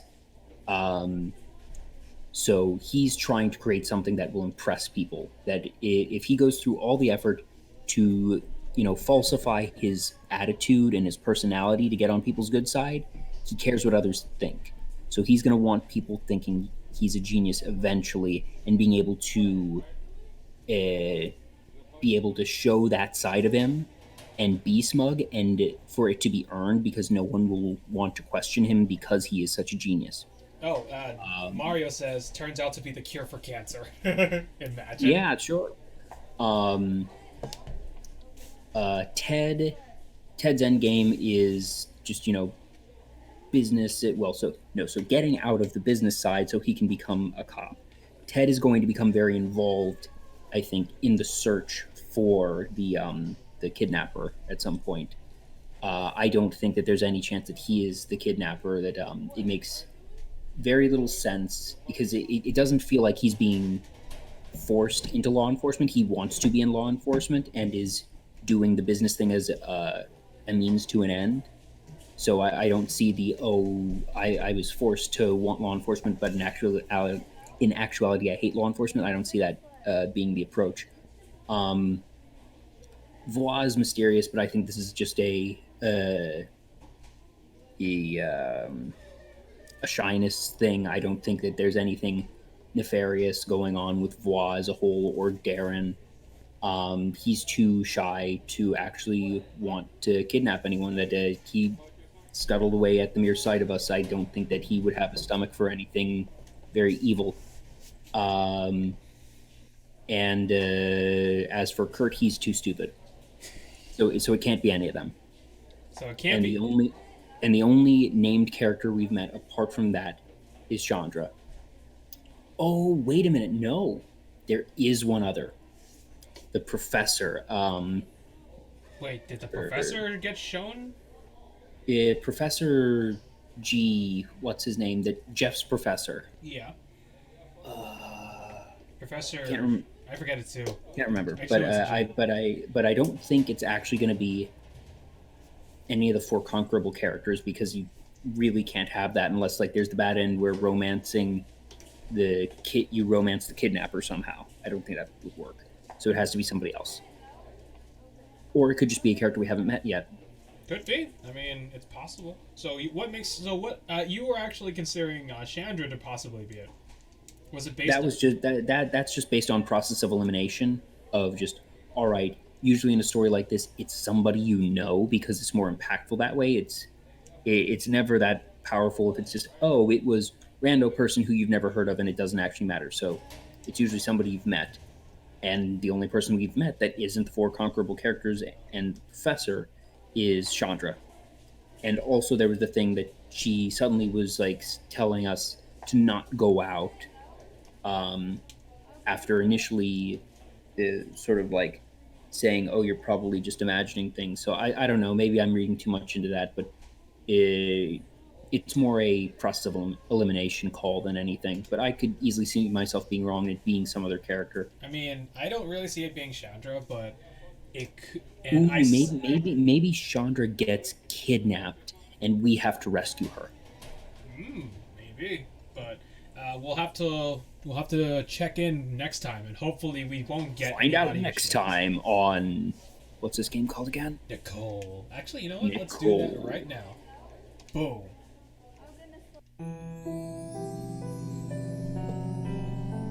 Yes, and we will... Not the roomie. Anyways, we will be continuing this, and we shall see where it will bring us. Where it will bring us now. We just found out that Jeff is not that perfect. Kurt is Kurt. Ted is actually a pretty good hard worker. Darren, we still got to figure out who this little shy Megana is. But for now... Darren is probably the French wannabe Voix. And, well, we'll find out next week on Nicole. Please remember to like, share, and subscribe, and follow us across social media for updates. Thanks for watching!